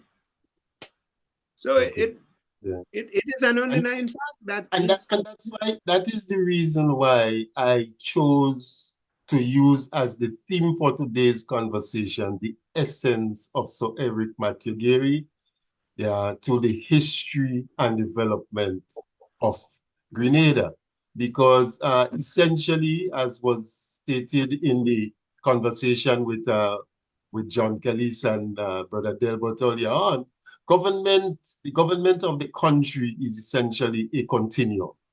Government is supposed to continue whatever development thrust, whatever development initiative that would have been established by the previous administration.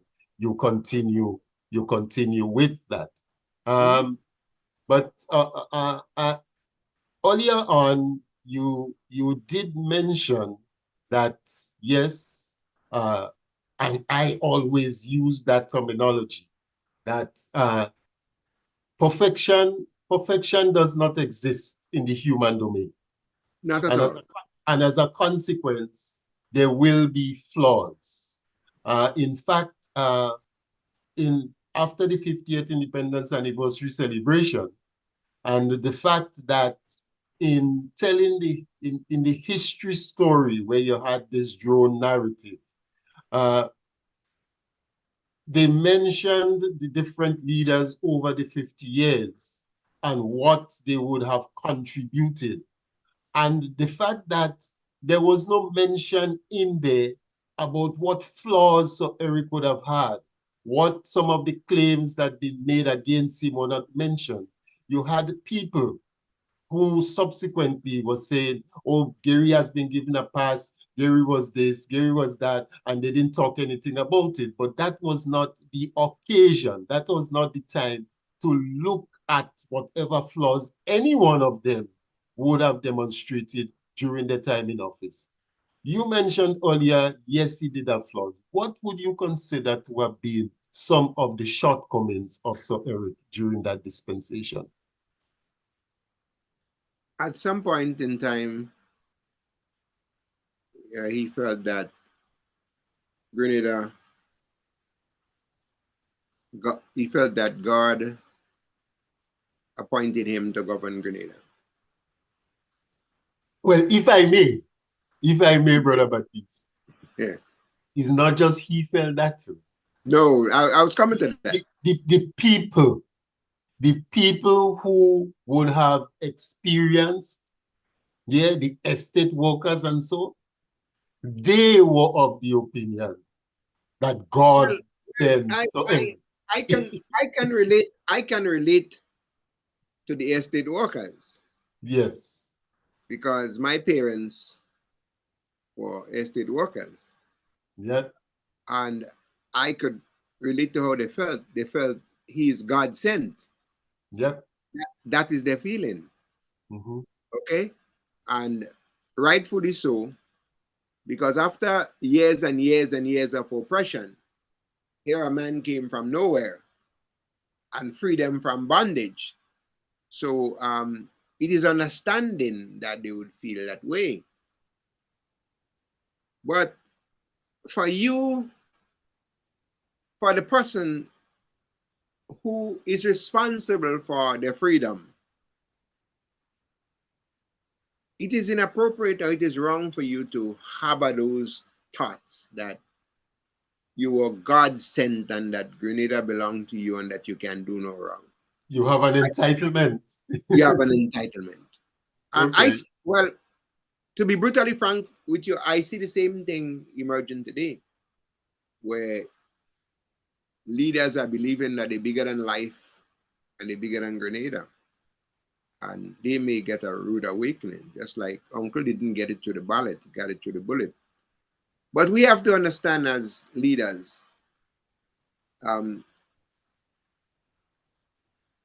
we are here, and sometimes through the Almighty, we are entrusted with certain instincts to do certain things for our people at that particular time. we are inspired. Right. We must not at no time at all believe that we are bigger than life. We neither belong to us. We can do no wrong. And like Donald Trump had said one time, he could walk down Fifth Avenue and shoot somebody and he wouldn't lose no support. That type of self-glorification here, I don't believe it is appropriate for our politics. We must invite humility. We must say, look, I came in, I saw what needed to be done, and I did it.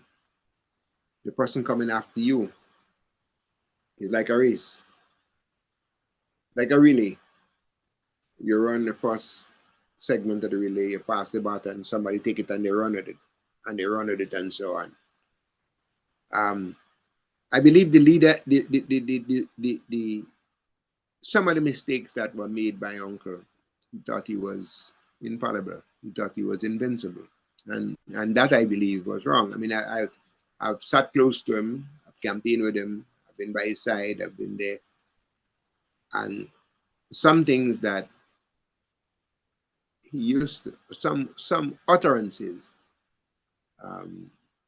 I was not always in agreement with, but sometimes you allow people to feel as they feel, because you cannot argue with somebody's feelings. Okay, that is how they feel. I believe some of the mistakes that were made is that we fail to listen to other voices, because you know, my parents always said to me, you're the last one to know your body odor. Yeah? Someone have to tell you. And you only tell you have to listen. And there are some things that you don't deny. Some things you have to accept, no matter how painful it may be. Yeah, okay? Yeah, it's up to you. Advice can come from anyone. I believe the downfall of Uncle was that he did not listen enough. You don't have to take the advice, but you have to listen. You have to listen, and where needs be, you act on it accordingly. But he was human. Yeah. He has been accused of many things. Some things that we had to face eventually. Some of the people who made certain accusations against him came back and say, well, you know, these things were not really so. It was just accusations. The propaganda of the day. One of the allegations that they made against him is in relation to the disappearance of Irie Bishop. Can you speak to that issue at all? No, I cannot, because I have no information on that. There's the disappearance of persons. I think the security forces, and sometimes there was a union leader in the United States that disappeared. Yeah. Up to the day, his body, Jimmy Hoffa. He was the president of the Teamsters Union. Up to the day, his body have never been found. There's speculation on how he disappeared, but there's nothing confirmed. So I don't really want to lend my voice to speculation, because speculations sometimes are not factual. Speculations sometimes are politically motivated. So that one I would just leave alone and say it was rather unfortunate, because we can speculate about a lot of things, whether it was him, whether it was the former Prime Minister Tillman Thomas, whether it is Dr. Mitchell or whatnot. There's a lot of things that people speculate on that we cannot tie the facts into, because there were no evidence. And in the case of Sir Eric Gairy, I can say with some measure of certainty that if there were facts that he had a hand in any criminal activities or any corrupt activities, the PRG had 4.5 years with some of the brightest minds in our society, and they had the opportunity, because he was overthrown abruptly, not like an election where you had somebody in the ministry where they could shred the files. Yeah. Yeah. Speaking of which, with the overthrow and all of that, and you gave the story as to where you were at and how you felt when it happened. What is your perspective? How do you, and you being this loyal GULP advocate and so, what's your take on the revolutionary government that overthrew him? and their own development initiatives. And the fact that, given the fact that they would have built upon what was already in train. Well, I'm glad you asked. I'm glad you asked, and I would happy to share my thoughts and my opinion on them. I believe there were a bunch of intellectuals fresh from universities across the world. There was a black power, there was a wind of change that was blowing across the world, black power and otherwise. And they came home and they were hell bent to make changes regardless of what. I believe that the leaders at the time did not have the support of the masses at the time to command change. Well, okay. All right. I believe the leaders of the time came from certain segments of the population that had no real touch with ordinary people, and therefore their defeat at the polls was humiliating to them, and they felt that the only way they could attain power was through a gun. And I say so because after the 1976 elections, there was an alliance that fought against the GOLP in 1976. And the alliance got 6 seats. The GOLP got 9 seats. I remember that. After that elections, the alliance fell apart. Okay. The alliance fell apart. And it was agreed that they would go it alone. That fragmentation of the opposition forces favored the GOLP again, and this time by a greater margin. Recognizing that inevitable humiliating defeat that awaits them at the polls, they chose otherwise. Pick up guns. Had Maurice Bishop beat his time, it's possible he would have been successful in the Westminster style democracy that we have attested to over the years. We've seen Tillman Thomas, someone who is not close to Maurice's articulation or his popularity, led a party into elections. We saw Kit Mitchell winning elections 3 times 15-0. Maurice Bishop had 10 times more charisma than all two combined. So had Bishop waited his turn and adhere to the system that we show allegiance to, he may have been alive today. Some of the things that he did was okay. Though it was okay, though it wasn't necessary. He sent a lot of students to Cuba to study in one profession or the other. But notwithstanding, we had a medical school here. And the medical school today turns out to be the premier offshore university, one of the best offshore universities in the world. He did not take advantage of that. He could have sat with them at the time and improve on the relationship or the agreements that they had with Sir Gary in building a modern hospital, a teaching unit, where most of our people who went away and studied, they could have studied right here at home.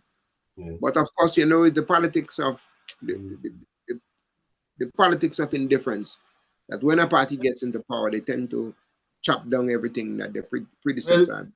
That too may be, but I think one of the most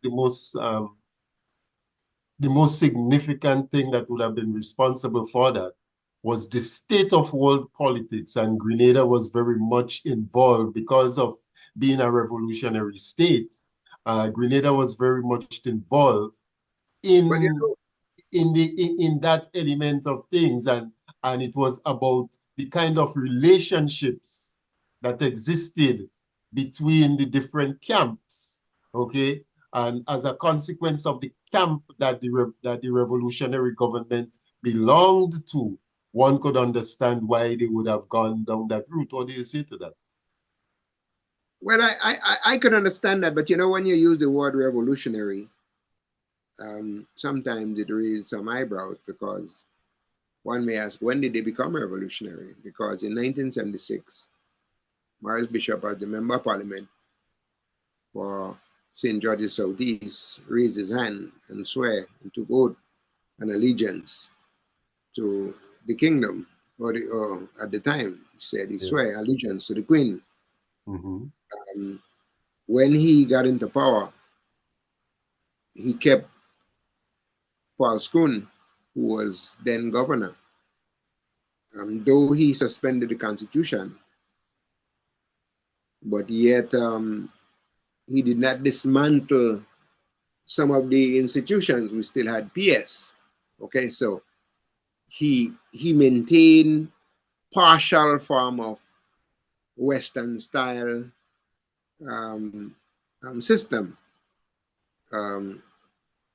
We were still we were stepchild in the OECS, because the OECS did not see us as a member state at the time, and therefore we were isolated. So I'm not so sure the association in terms of our ideology, because it was confusing at one time. What is really our ideology? We say no elections, and then we say no elections until all form of Garyism was wiped out. And incidentally, that's the same thing that Israel is saying today with Hamas. Well, we know how this political rhetoric goes. Yeah. You know, so some of it is usually you know, rhetoric of convenience. Yeah. Right. Yeah. Yeah. A lot of it oftentimes. Just to move on, because our time is running out. Right. Given the present state of things, we see that this developing gun culture and our young people being prone to violence, you know, that level of indifference to human life, you know. What's your take on this developing gun culture, and what corrective intervention do you think you know, can be undertaken to address that prevailing mindset of violent responses to conflict situation among young people? Well, first we must start with the leaders at the top. We must sound a more conciliatory note to our opponents. We must be gracious. We must, at the top, show respect to others. We must stop this I in charge kind of thing. We must be fairer to all the citizens. The tribalism is not good for us, because I remember growing up as a child, we had the GNP and the GLP. When election time, the GNP would be sweeping, take their broom, which is their symbol, and sweeping all kind of stuff across our yard, and then we would be pointing up to the sky at the star and all that. But after the election was over, I was able to go across to my neighbor with my little piece of coconut, a gap in the coconut shell, and get some fire to come and light the fire in our home. I was able to go across with my calabash, and they come across with their calabash, and get some pea soup that we prepare, or get some cuckoo that the GNP neighbor prepare. And we all sat down under the big mango tree, and we pong asham, and we sang in a fine castle. And when the election was over, and we shook hands. The politics have become today so divided, where we have personalities on radio spitting hate, and we need to stop that. When election time, there's a need to draw the swords and go after each other. When the election is over, we need to respect elders, and the name calling have to stop. I mean, I am a brutal campaigner when elections are called, and I'm going after my opponent. I mean, I go with no holds barred. But when election over, I recognize that there's a winner, and I accept the winner. We need to develop the economy. First of all, Grenada is too tribal. We need to build a bigger cake. We need to bake a bigger cake so that everybody can get a slice. We need to create more opportunities. We need to stop the lip service and stop the old talk and have genuine development. We have a country that's dying in poverty, where we teach our people. We talk about a society. We gave them hope, and then we drop them. We have the great belief that if you go to school and you excel with your education, after you finish, you may get a job and you may live happy. That's not happening in Grenada. But we need to go back to the drawing board, and we need to build a genuine, sustainable economy so that people could feel proud again. We need to have a Grenadian dream. I asked someone recently, when was the last time you see an electrician, a plumber, a mason, a good carpenter in prison? And I said, how many of them have you seen there? How many architects have you seen in prison? How many welders have you seen in prison? There may be one or two in between. But one of the reasons why we have in this thing, because we created a false society. We are not giving people hope. We have a lot of young, educated people. We putting them by the side of the road to cut bush every 3 months in a debushing program. We need to build industries. Look, we are a very wealthy country if we're able to utilize our natural resources. We are not doing so. The time has come where we must put aside the lip service. Stop making all these false promises. Recognize what we have and do it so. We have schools. Our children are leaving school now unable to read without being able to enter the workforce, because we are more concentrating on teaching them to pass exams, whereas we should be teaching them to how to get a job. A lot of people now are applying for jobs they can't read. Too many of our young people without skills. So let us look at the education system. Let us change the curriculum, and let the curriculum be more meaningful to represent what we do, how we are. Let us look at this, what we need. If we need more seamstress, because our people are wearing clothes, and the clothes that they're wearing now is shorter, right below the bottom. There's no need to import it. Let us see how we could get more people here to do that. We need plumbers, we need engineers. Every time we have a major project, we import people from the outside and the money goes out. Let us look at our food security. How do we lower the cost of living? We cannot lower the cost of living by telling me you're going to put solar panels on a truck and farmers going to go out here and buying stuff and eliminate that. Let us have genuine agriculture resuscitation. Let us do processing. Let us add value to what we have. Let us look at our fishermen. Let us recognize their needs. They're going out and they're catching. Are we improving on the facilities so that when they catch the fish, they could protect the shelf life, because they have better storage facilities so that they could export, or they could process, and we could have more foreign exchange. There are some things lacking. You cannot build an economy from the top. Let us be real. Let us look at Grenada. Let us Grenada and pattern the development based on a Grenadian pattern, not something you read out of a book. First of all, you must understand how ordinary Grenadians live, and you must pattern your policies based on how ordinary Grenadians live. Too many false promises, too many false hope. Let us stop this cult. Let us tell our young people, look, hard work. With hard work, you can succeed. Let us give them an opportunity to succeed. A lot of Grenadians live here and they travel outside of Grenada. They are very hard-working people. They work 2 jobs. They make ends meet. Do we have a Grenadian dream? How is it possible that a young man now, without getting in drugs, could build a home? The cost of a land now anyway, you could see a telephone post is $20 and $30 a square foot, US dollars a square foot.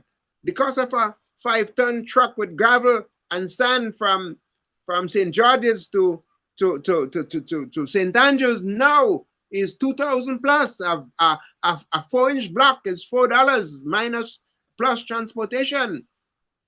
How do we get the young Grenadians to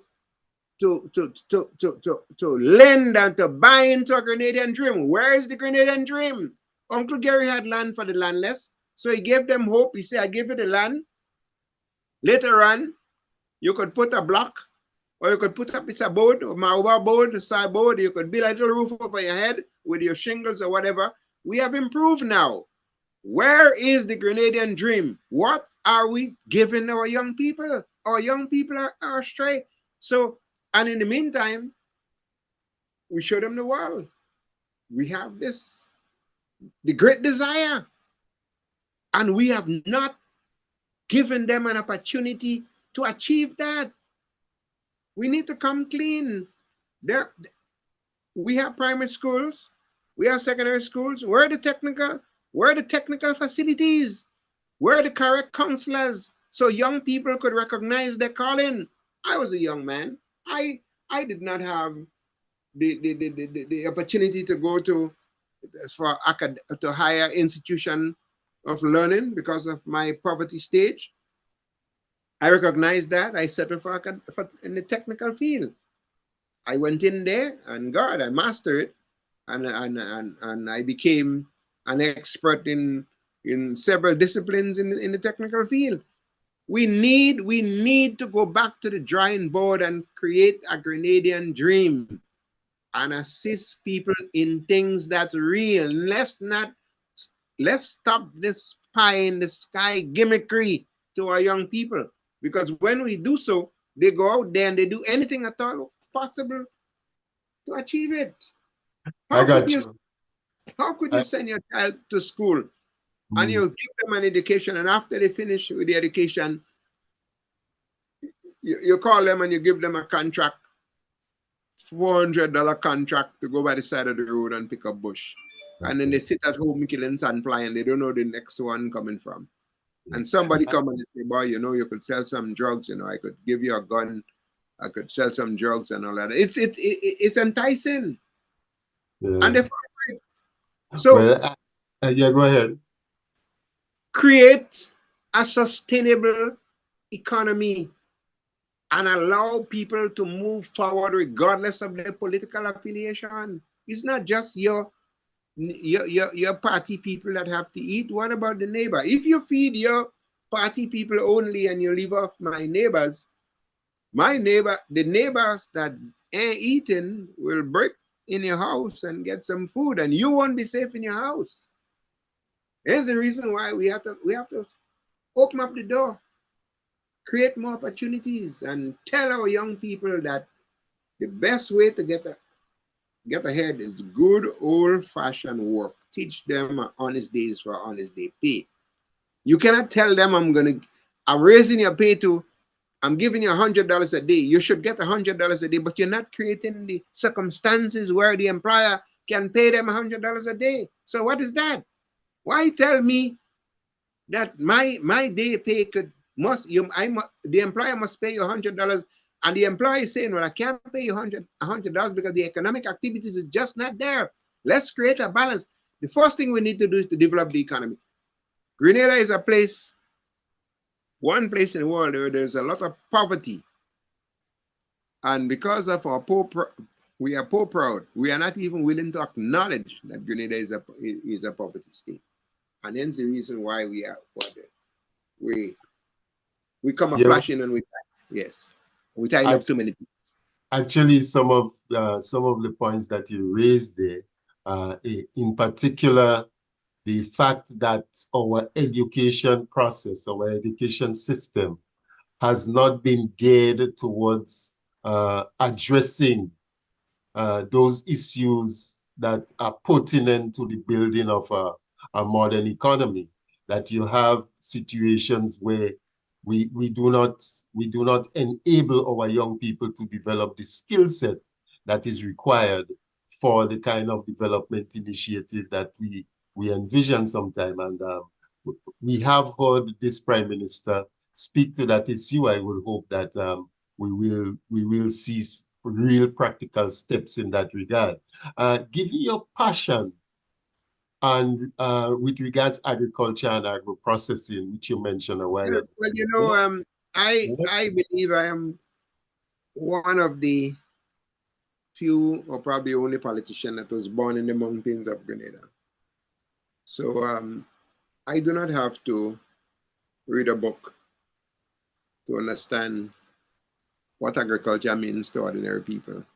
Yeah, I was just about to ask, what are some recommendations as towards specific interventions in that area that you think you know, can help to develop that sector? And while you're at it, there's been a lot of talk recently about the cannabis industry. Just last week, I had a young man here, Dalton Charles. He is actually involved in the cannabis industry in St. Vincent presently.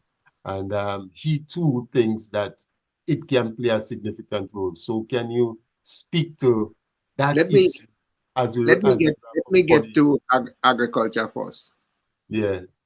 Well, they're interrelated. So well, I will get to the cannabis thing, and go right ahead. Yeah.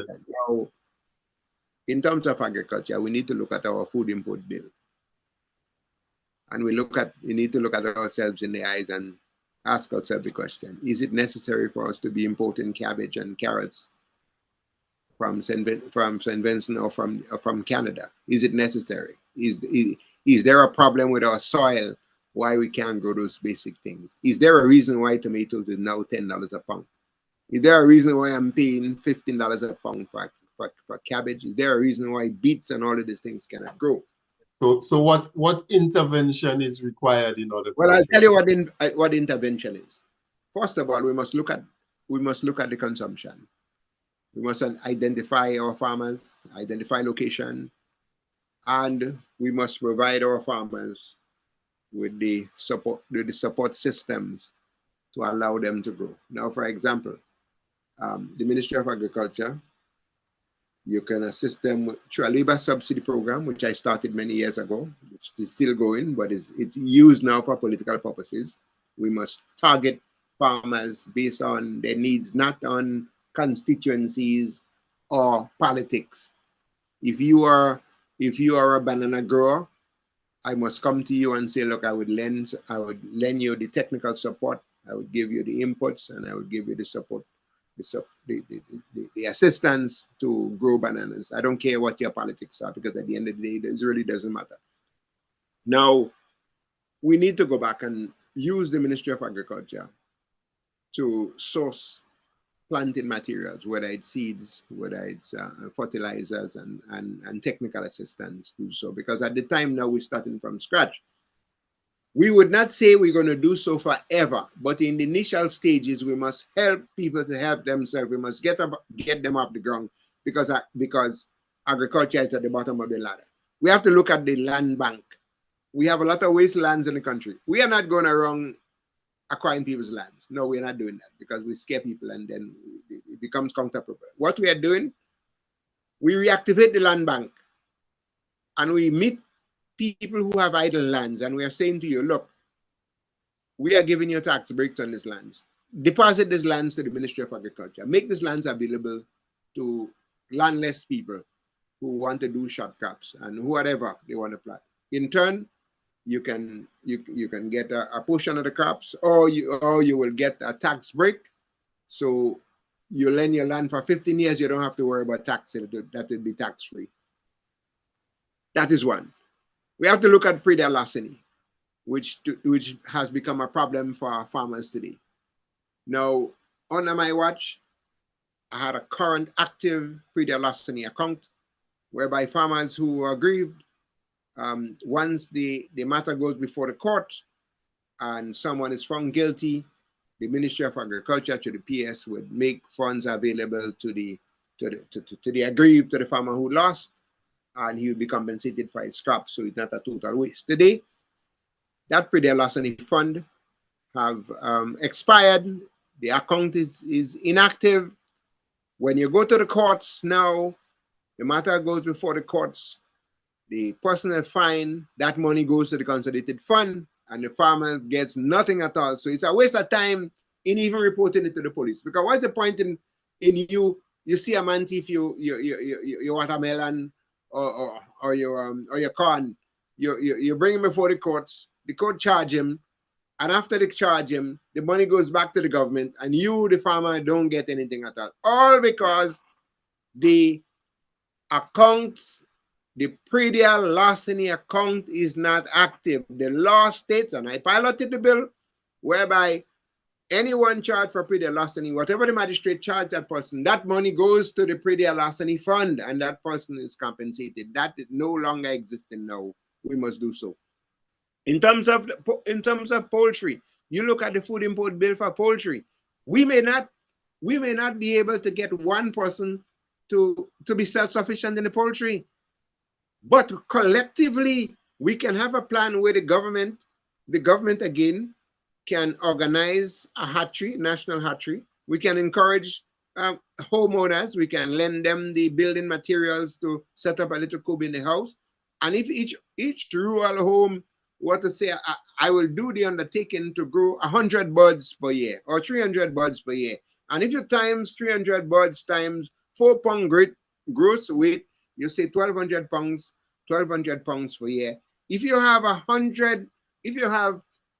20,000 homes doing 1,200 pounds of chicken per year, and you times that, you would see the reduction in the total amount of imported chicken. That money can circulate. We need to set up the facilities where we give folks chicks. They go out here, they grow, they dump it at a depot, a processing plant, they get a check, they go to their home, and the processing facility then will distribute it, will sell it to the nation. So, and we're doing so because, one, we lost the nutmeg industry. There was a time when people got back pays. They're no longer getting back pay because that is something of the past. So we need to circulate these little monies into the area, and the poultry industry is ripe for that industry because we're eating it. There's a market for it, for heaven's sake. We do not have to go and say, well, I'm going to grow that and we are going to put it. When you look at the consumption, you look at the food import bill, we'll see there's a local market. Also, the Ministry of Agriculture and the Ministry of Tourism must collaborate, and we must see the usage of the hotels, the restaurants. We must see what they're using in peak time. We must bring in the farmers together and have contract farming. So we're encouraging the farmers to grow for export, bearing in mind that the things that we grow, we don't have to put it on a boat. You call that local export. Tourists come in here and they must eat everything that we're growing because it's right here. And we have to contract our farmers to do so. We must say, look, in the peak season, don't bring in cabbage, don't bring in cucumber, because I have farmers who's living in wetland areas or who are close to rivers that they could grow all of this year round. So you could supply that to the main users, the hotels, the restaurant, the schools, and money could start circulating in the economy and people could feel well again. You cannot go back to this nonsense about telling farmers they must buy truck and go around the country with solar panels and all of that. That is deductive reasoning.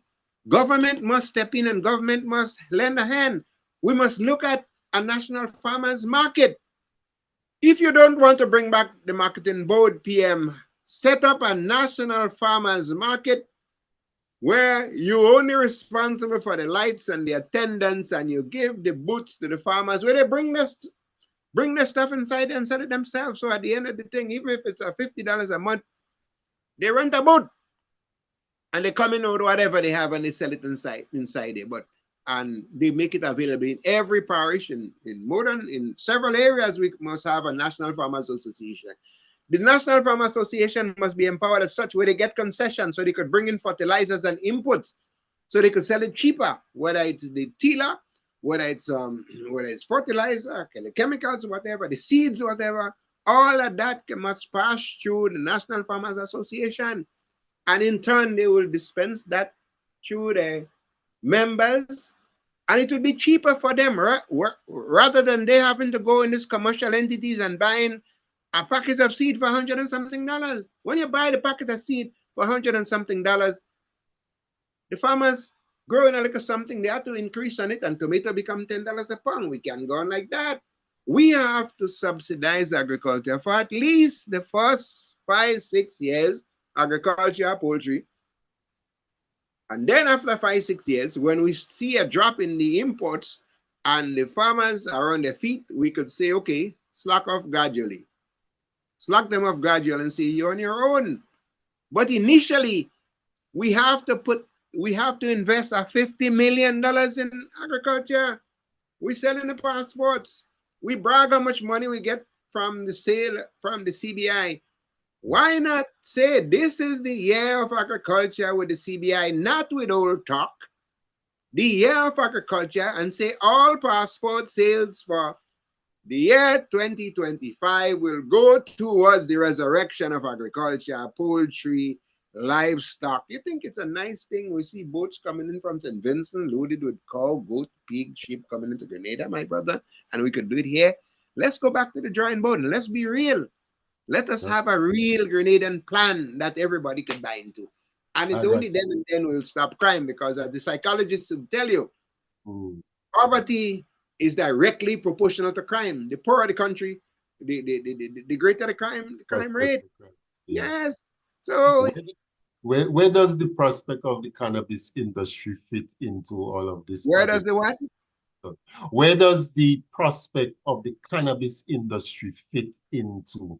The cannabis. Into all of this agriculture. The cannabis again is another fallacy. Now, the traditional growers of marijuana,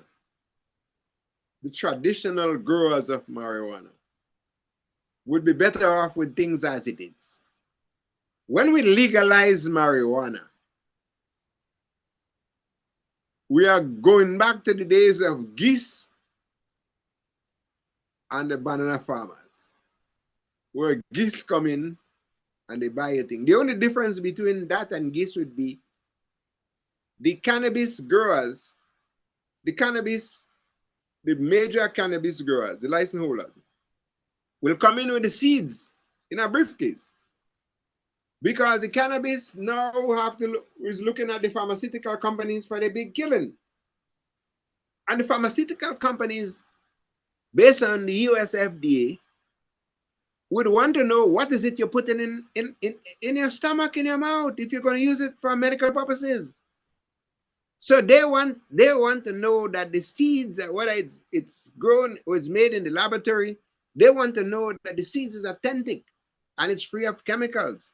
So they will come and give you the seeds, and you would plant for them. And one time for harvesting, as they started doing medicine, they will come and harvest it. A poor man will not be able to get a license because he cannot meet the terms and conditions. You have an acre plot. In St. Vincent, as you on that, in St. Vincent, we have seen where that administration did engage the quote unquote traditional farmers, and they have established cooperatives and stuff like that, and they have been able to get license and they are participating in the industry. My report, my information on that is that the majority of them are rather the status quo. Oh, they prefer the status quo. Okay. Status quo, where they plant thing and the thing in here, because they do not want to become a slave to a foreign grower or a big business grower again, because number one, they would lack the the capacity to export. Because they don't have the means, they grow and they're planting. Because when a local farmer in St. Vincent plant cannabis, you have a Grenadian boat speed up, he buy a 300-pound thing here, he take a chance, he dodge the Coast Guard and he come and he sell it. Yeah, and he gone. The traditional farmer benefit from that. When he gone into mainstream things now, you have to comply with the law. You have to know where the seeds come from. You have to have security. You have to have taxes and pay taxes. You have to pay licenses, and he has to go through the whole thing. Now, I will say to that, there are more important things that we need to work on before we get to that cannabis thing. First of all, let us try to develop agriculture first. Yeah, I got you. Before we start getting into this cannabis thing. So from your vantage point, the cannabis trying to get into the cannabis industry, or let me put it this way: from your vantage point, the cannabis, the prospects within that area is not really favorable, or to the local man. Yeah. To the local man. Okay. It's not. It's not. It's not, because he cannot afford all the barriers that will be placed before him. You got to have the security. You have to have proper supervision. You have to have the export capability, and then he does not possess the means to create the seeds in the lab. If you're talking about the pharmaceutical company, you think marijuana just growing while in St. Vincent pharmaceutical company just come and say buy that and take that and go and process it and when you look at it, when you look at any medicine made for public consumption, you have to talk about the contents, and you have to verify that from the seed itself, from what you plant. So again, it is something for the upper level people. The little man in St. Vincent is not excited about that. A few, maybe one or two of them might say, okay, I'll go along with that. But by and large, that is not an attractive proposal. They tried it in Jamaica. It was not successful in Jamaica. Because when you look at it, it is the big people that will take over the marijuana industry and leave the little man aside. When the little man's selling the marijuana, he's already committed to facing the consequences. If he get caught, he have enough money, there's a fine, he paid the fine, and he go about his business and he settle with that. When you take him from that regime and you put him through the establishment where you have to have 24-hour security, you have to know what he put in the ground. Time of harvesting, you have to know what he harvests on the watchful eyes of the security forces and all of that. He have to be tabulated and managed in a way that's called for accountability. How is that benefiting him? When he could just plant the things in the high woods, in the highlands, he cultivated, he grow the rich thing, he sell it out, and he go about his business. So the studies have shown, and the record have shown, that when they're talking about marijuana shipping from St. Vincent, who's shipping the marijuana? You believe it's the ordinary Rastaman that's doing it? You think it's a traditional grower who his father spent time in jail? He spent time in jail. The old children spent time in jail. He don't shipping the marijuana out because he don't have the means. He don't have the export connection. The only connection he have is a boat from St. Lucia, a boat from Barbados coming and take you with and go with it, and he take your money and he go about the business. So we have to look at that and save a hold on that for the time being. All right, I got you. What we need to do is to decriminalize it. Okay. To make it as such that who already smoking marijuana can smoke it legally. Okay? Yeah, without being penalized. Without being penalized. But this thing about when you talk about commercializing of it, you're going back like the bananas again. All right. Okay. I got you. Right. So as we close for the evening, what final words would you want to leave with our Grenadians? Well, I would say to Grenada, especially our young people, cheer up. There is trouble ahead. Times are tough. You need to find yourself engage in something meaningful. Acquire a meaningful skill that you could turn to. Crime is not the answer. Guns is not the answer. Violence is not the answer. We have to go back to the traditional way where we work hard. But to the authorities, I say, let us create a Grenadian dream. And people, let us create a realistic Grenadian dream.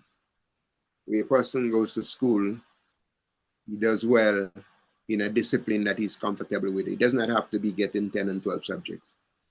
When he leaves school, there's a job opportunity. He can feed his family. He can buy a piece of land. He can buy a home. Yeah? He can buy a home. He can raise a family. And he can be proud of who he is. So we have to equip ourselves with the necessary tools to face today's world. And that tool can be a gun. Because we're living in a world now where the technology that we have, if you engage in violence and crime, eventually your life will be shot behind bars. So say no to violent crime, say no to drugs, be serious, learn a skill, be meaningful, get involved in agriculture, small farming, do some things for yourself, and keep the faith. Better things may happen. Things can happen. Yes, better things can happen. All right. Yeah. Well, thank you very much, Brother Baptiste, for coming through. I mean, you know, we have these exchanges here. It's not the first time that we having that. Sometimes we have our exchanges via WhatsApp and so on. Right. But we haven't met in quite a long time. Those occasions when you come home for one reason or another, our paths don't get across. I'll be in Resource tonight in the karaoke. You're in Resource in the karaoke tonight. Oh, you actually here right now? Yeah. Okay. Well, we go link up. Yes, I'll be in the karaoke in the Resource tonight. I'll be there jumping prancing because I am one. Yes, I know you are you have a passion. Yeah, they dubbed me the father of karaoke because I started doing this thing here, singing and all of that, and I have fans and all of that. And I love to go out and interact and release a little bit. And it's a good way to let out some stress when you could go and have a beer, watch some beautiful ladies, sing and dance and chat. No violence. Interact with the people. Yeah, man. In karaoke, there is no violence in the karaoke. Yep. You have mature people. People sing, they dance, they reminiscences of the old times and all of that, and we have good times, man. All right. So if you're here, join me in Resource tonight. All right. Okay then. Yeah. Yeah. So my brother. Yes, man. All the best. Always a pleasure. Yeah. Yeah. Cheers. Yeah. Good. So this is it. Yeah, we have it for this afternoon, the 5th edition of the Heart of the Matter. And I am your host, Raphael Paul Pablo.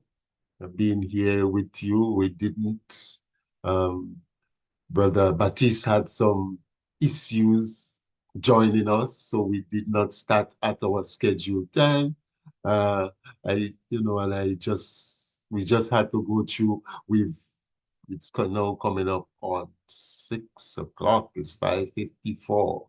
When we started, it was coming up on 4 o'clock, and we actually scheduled to start at 3. So that's the way how it goes sometimes, given the technology and all of that. And that's one of the reasons why I say that we should not allow the technology to get in the way of our humanity. Brother John, thank you very much for your patience and for everything and for providing with this platform where we can have these kinds of conversations. I heard from Brother Baptiste this afternoon things that have not been ventilated before, and that's one of the things about this program, or programs on GEM FM. You get to speak to issues. You have things coming out here. And I mean, I'm certain that those who would have joined us would have heard things from Mr. Battistier that you have not heard from him. And he is on many of the established, the established media. So, yeah. So thank you very much for joining us. I listened to him, and there is, like we said earlier in our previous show, he said that the PRG is a continuum on number of issues that Gary has. I know he often speaks of the Provident Fund that was established by Sir Eric Matthew Gary and stuff like that. And I understand that. But the NIS is totally different. I think that's something he's not really getting. Difference between the Provident Fund and the NIS. Yes? And like I said, even the airport issue, and it's a long time, ancient dream of Ghanaian people. Gary meant well, but he didn't get all the things done. Yes? So what was done was what needed to be done. Yeah? And I think the PRG didn't stop and put away the dreams of the Ghanaian people prior to the revolution. It was continued, So I just wanted to say somebody that we all did it for Grenada. Everybody played their part, and it was done. Yes? And Grenada now, at this 50th anniversary, had to take it to the next level. I know the marijuana thing, I heard you speak of the marijuana thing. We could have said this in all the cocoa farmers could just plant the cocoa. They don't have the means of producing it, everything. They said it all. We have to produce marijuana, and if you have to sell it outside, sell it outside too, but get good money for it. We may not have the industry to build the plant for it, but I think right now we could do it if government willing to support it and make it legal, and extract whatever had to extract from it. I think it's a good thing. I think St. Vincent Prime Minister, Sir Ralph Gans, said, let it come to us with it. Let us do it for ourselves here. And it's depending on them to do it. So I believe that we're in a good place in the Caribbean. Marijuana production, it grows outside big, tall, and beautiful. You know what I mean? And we should continue to plant. I don't think we have to cage it up now, like people to go under lights. Light bulbs, a plant that should be growing in the open. I think the best quality marijuana is growing up in the open. Those who grow it in California, go up in the hills, there's no laboratory in many cases. They grow it outside. And I think the Caribbean, Grenada in particular, have very good soil for growing marijuana. So let it grow. And allow farmers to sell it on the international market, but control through government. We can't escape government control of things. Yes? Marijuana used to be considered a bad thing, and the truth has not been told to us why marijuana was illegal. It wasn't because it was a drug. It was a competition with the paper industry and the hemp. So now the people who was once against it pass laws and regulation to control it. In Canada, I walk up the street now, I find 5 marijuana start. You know what I mean? But who control it? The same upper class who control the thing. Right? And it's $5,000 for a license in most cases. How many, So it's a lot of money. I had to pay for the establishment place and stuff like that. But my point is, find a way for the farmers to benefit from it. Let it go there and make money. It not make you crazy, and there won't be no new smokers. I tell you something. People who always smoke will continue to smoke in open now. That's the only thing different between the legalizing marijuana.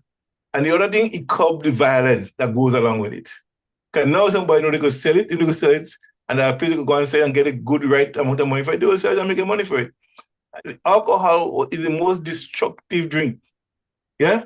It's the most destructive drink, that thing. But they legalize it, and they have the government control the liquor store in Canada. It's not they're trying to make it available in local stores, but they control the alcohol sale. They have a beer store, LCBO. It's a government entity, but it's run independently. It's a state-owned, but run by a private kind of a corporation running it. But it's state-owned. So government will do the same thing, with marijuana. And let it be. So people go there and buy their weed. You know what I mean? It's the same people. We had we had Kali Kaunda Zulu Baba or Dalton Charles last week, and did speak to that issue. He did speak about the situation as pertains in St. Vincent, and he did speak to where we are in terms of the discussion, and he gave his own perspective of it. So essentially, what we're seeing is that there's quite a bit of conversation that still needs to take place surrounding that before we actually get to having a bill or having an act that really addresses that issue and deals with the legal elements of things in terms of the establishment of an industry. So I guess that conversation will continue, you know, we'll have to continue going forward. Yeah. Yeah. It's an open-ended conversation that need to be had, you know. In coming this July, go be, I think it's 3 years since marijuana was made legal in Canada, open smoking. And you could plant 5 trees. Once you're 18 and above, you could plant 5 trees, up to 5 trees. So you have 3 people in your home, you know, and you have that you could have 5 plus 18 years, that's 5 trees, 15 trees, you know, in your yard and your house. So I have my 2 in the back of my house. You know what I mean? And it's illegal to have 5, up to 5 trees, only have 2. But what's my point? Just let the thing grow. Like, there's no harm to nobody. Alcohol does more harm to people. And let me say something. A lot of the medication we take in have more side effects than marijuana have side effects. But it's illegal over the counter, you can go and buy it. You hear 5 years later, whoever take this medication and you have this, you're entitled to entitlement to a lawsuit to compensate you for such and such. So let the thing be what it is. Let us stop giving the headache about what laws and what affect and more young people. Young people smoking anyway. They're smoking already. You understand? They're smoking. So in any event, for the status quo to change, it has to get some kind of, there must be some legislative intervention. And in order to get to the legislative intervention, then there must be some significant conversation and some meeting of minds and some consensus being reached as to what goes into that legislation for the status quo to change. So exactly. I think we have to continue the conversation. Pablo, the thing about Jamaica, the Jamaica marijuana industry is an ongoing conversation. It's not completed. So there's not really any hard struggle that is not going to happen. There is this organization in Jamaica that is spearheading, right, the control of how marijuana is distributed. Most of the Rastafarian people that is having that conversation, government. So I think the conversation is a pretty healthy one that they're having, and the resolution out of that could be a win for everybody. I think the whole idea is to make the main players of it control it. I think that's what the struggle is. But it could happen because you've already been. Well, let me tell you something, Paulo. Marijuana has been distributed worldwide already. You know, it's just doing distributed illegally. So if you could control it coming and going out of it, the flow of it, the government getting the tax in it, I mean, it would be a small portion to what the industry is making, you know? I mean, a lot of people don't want to talk about that, but during the COVID, a lot of marijuana money, drug money supported the government, whether they like it or not. Okay. All right, then. Okay, Brother John. All right. Thanks again. All right. Listen, man. Thank you. See you next, guys. Just join us next week, Saturday afternoon, 2 p.m. Canada time, 3 p.m. Grenada time. Join us 10 a.m. for Caribbean Connection, 2 p.m. for the Heart of the Matter. And next week, Sunday night, we'll be reclaiming our space and spot here on Gem FM, The Talking Point. Yes, the original The Talking Point, Gem FM Canada. That's where it is. All right. And Tuesday night. Yeah. And go ahead. Tuesday night going to be our Developing Intimacy in Marriage program. Wednesday night is Heart to Heart with Texman Warren. Thursday night is Bible study.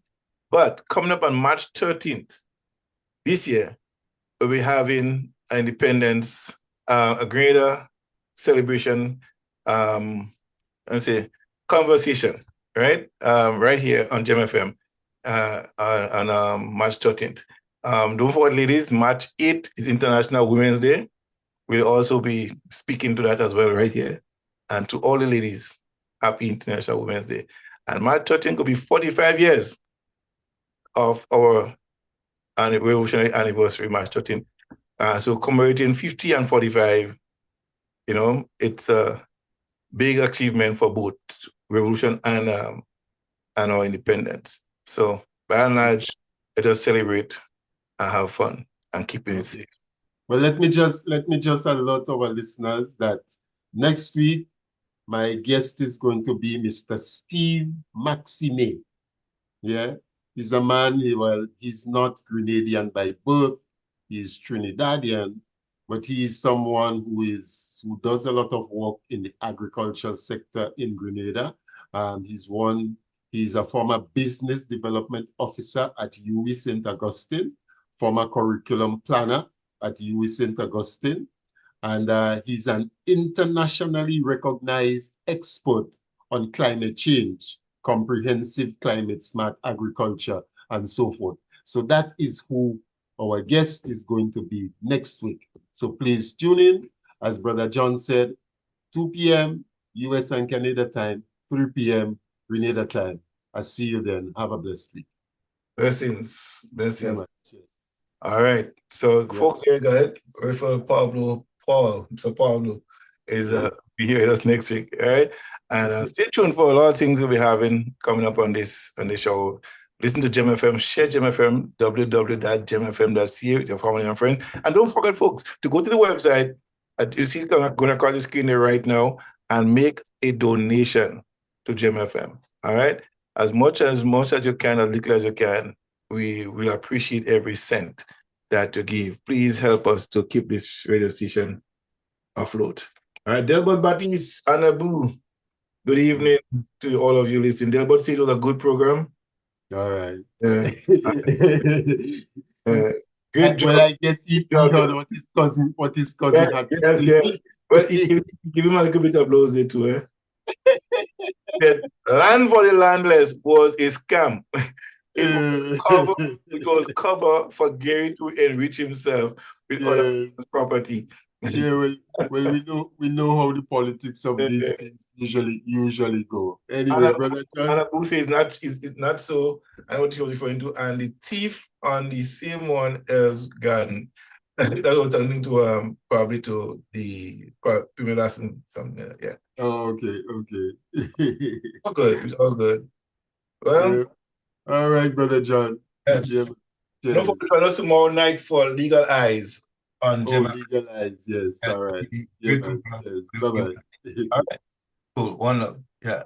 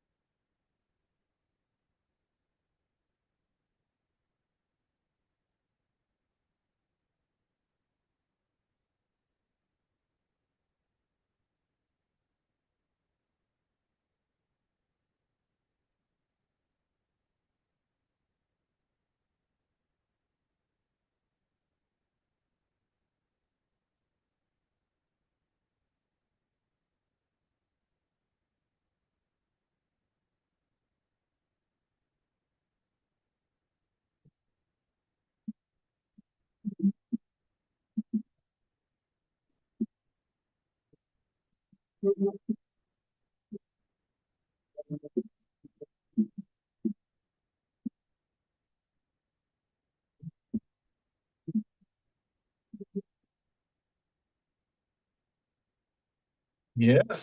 that was Jim FM. Bigging up your whole self right here. And yeah. So there we go, folks. We gotta go, gotta go.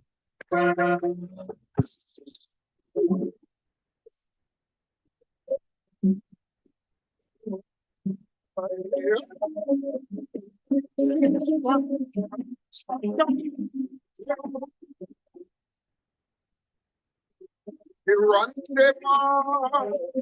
They say Grenada is a waste of time. They cast it down. They say that the country is in decline. It's 74. It's like she don't ready for no way. In fact, they know she has given rivers in that day. What I am her son, and the 41. If you are that star, I'm here on that behalf. Just do this, your simple message. Exercise some restraint. I want to see you right over.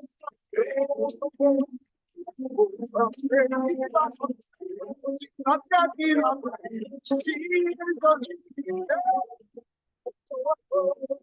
she's still working, still not your way. That's something. Was when we got died, who are us to God? It's not an old one that's in a lot of trouble. I'm not telling they are cable. So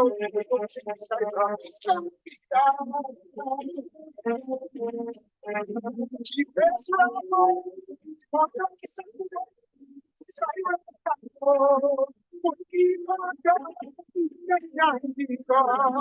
She feel alive, many others not so alive. So not enough.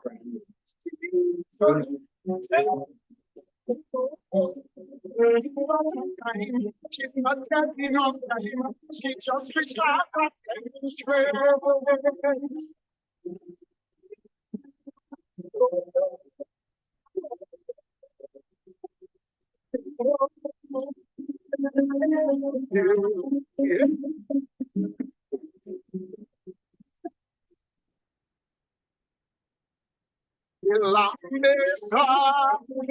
They say that our development is slow. They talk ta-ta, but then wherever they may go. It's Christopher, who must come back alive, you see. As he sees her, he will recognize her immediately. But they got me trash. There is some lie. She's so unique. And she's developing, but it is not a secret. She has somewhere to go. I will not she's not getting up. She's still working. Still not your day.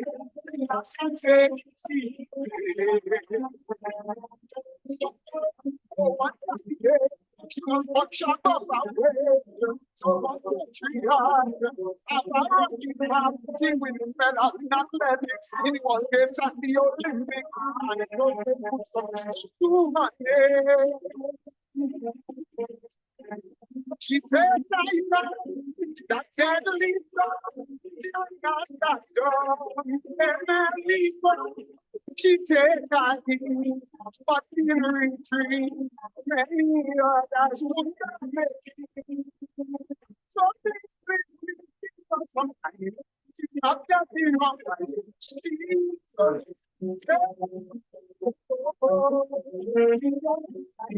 She's not getting up. She's only half like 7 straight.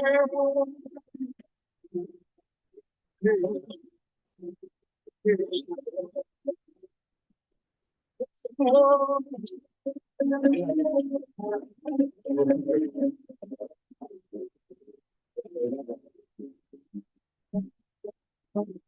know for sure my infrastructure could never come down. Quite a few of the bigger countries we have out there. And in the girl, yeah, because dashing way behind. And after work, that's some serious nonsense to climb. But when they come here, they don't visit here. It's like cheese and chalk. Like something that in the countries they're pressing, like they can end up they existing while we live the country slowly marching. That's why I sing that sometimes she's not getting up my slowly. She's still working, still not your friend. I can't say it's it's like that God, she make it hard, just flower show. We chat and home, and it's one thing that I really so good. Back and forth, yeah, so that she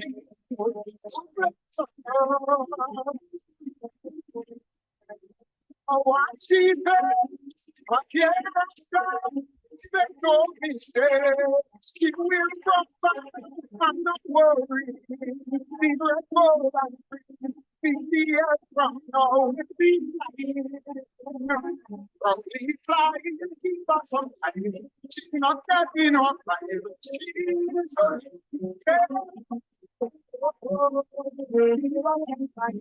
She's not getting on time. She just reached out and set it straight.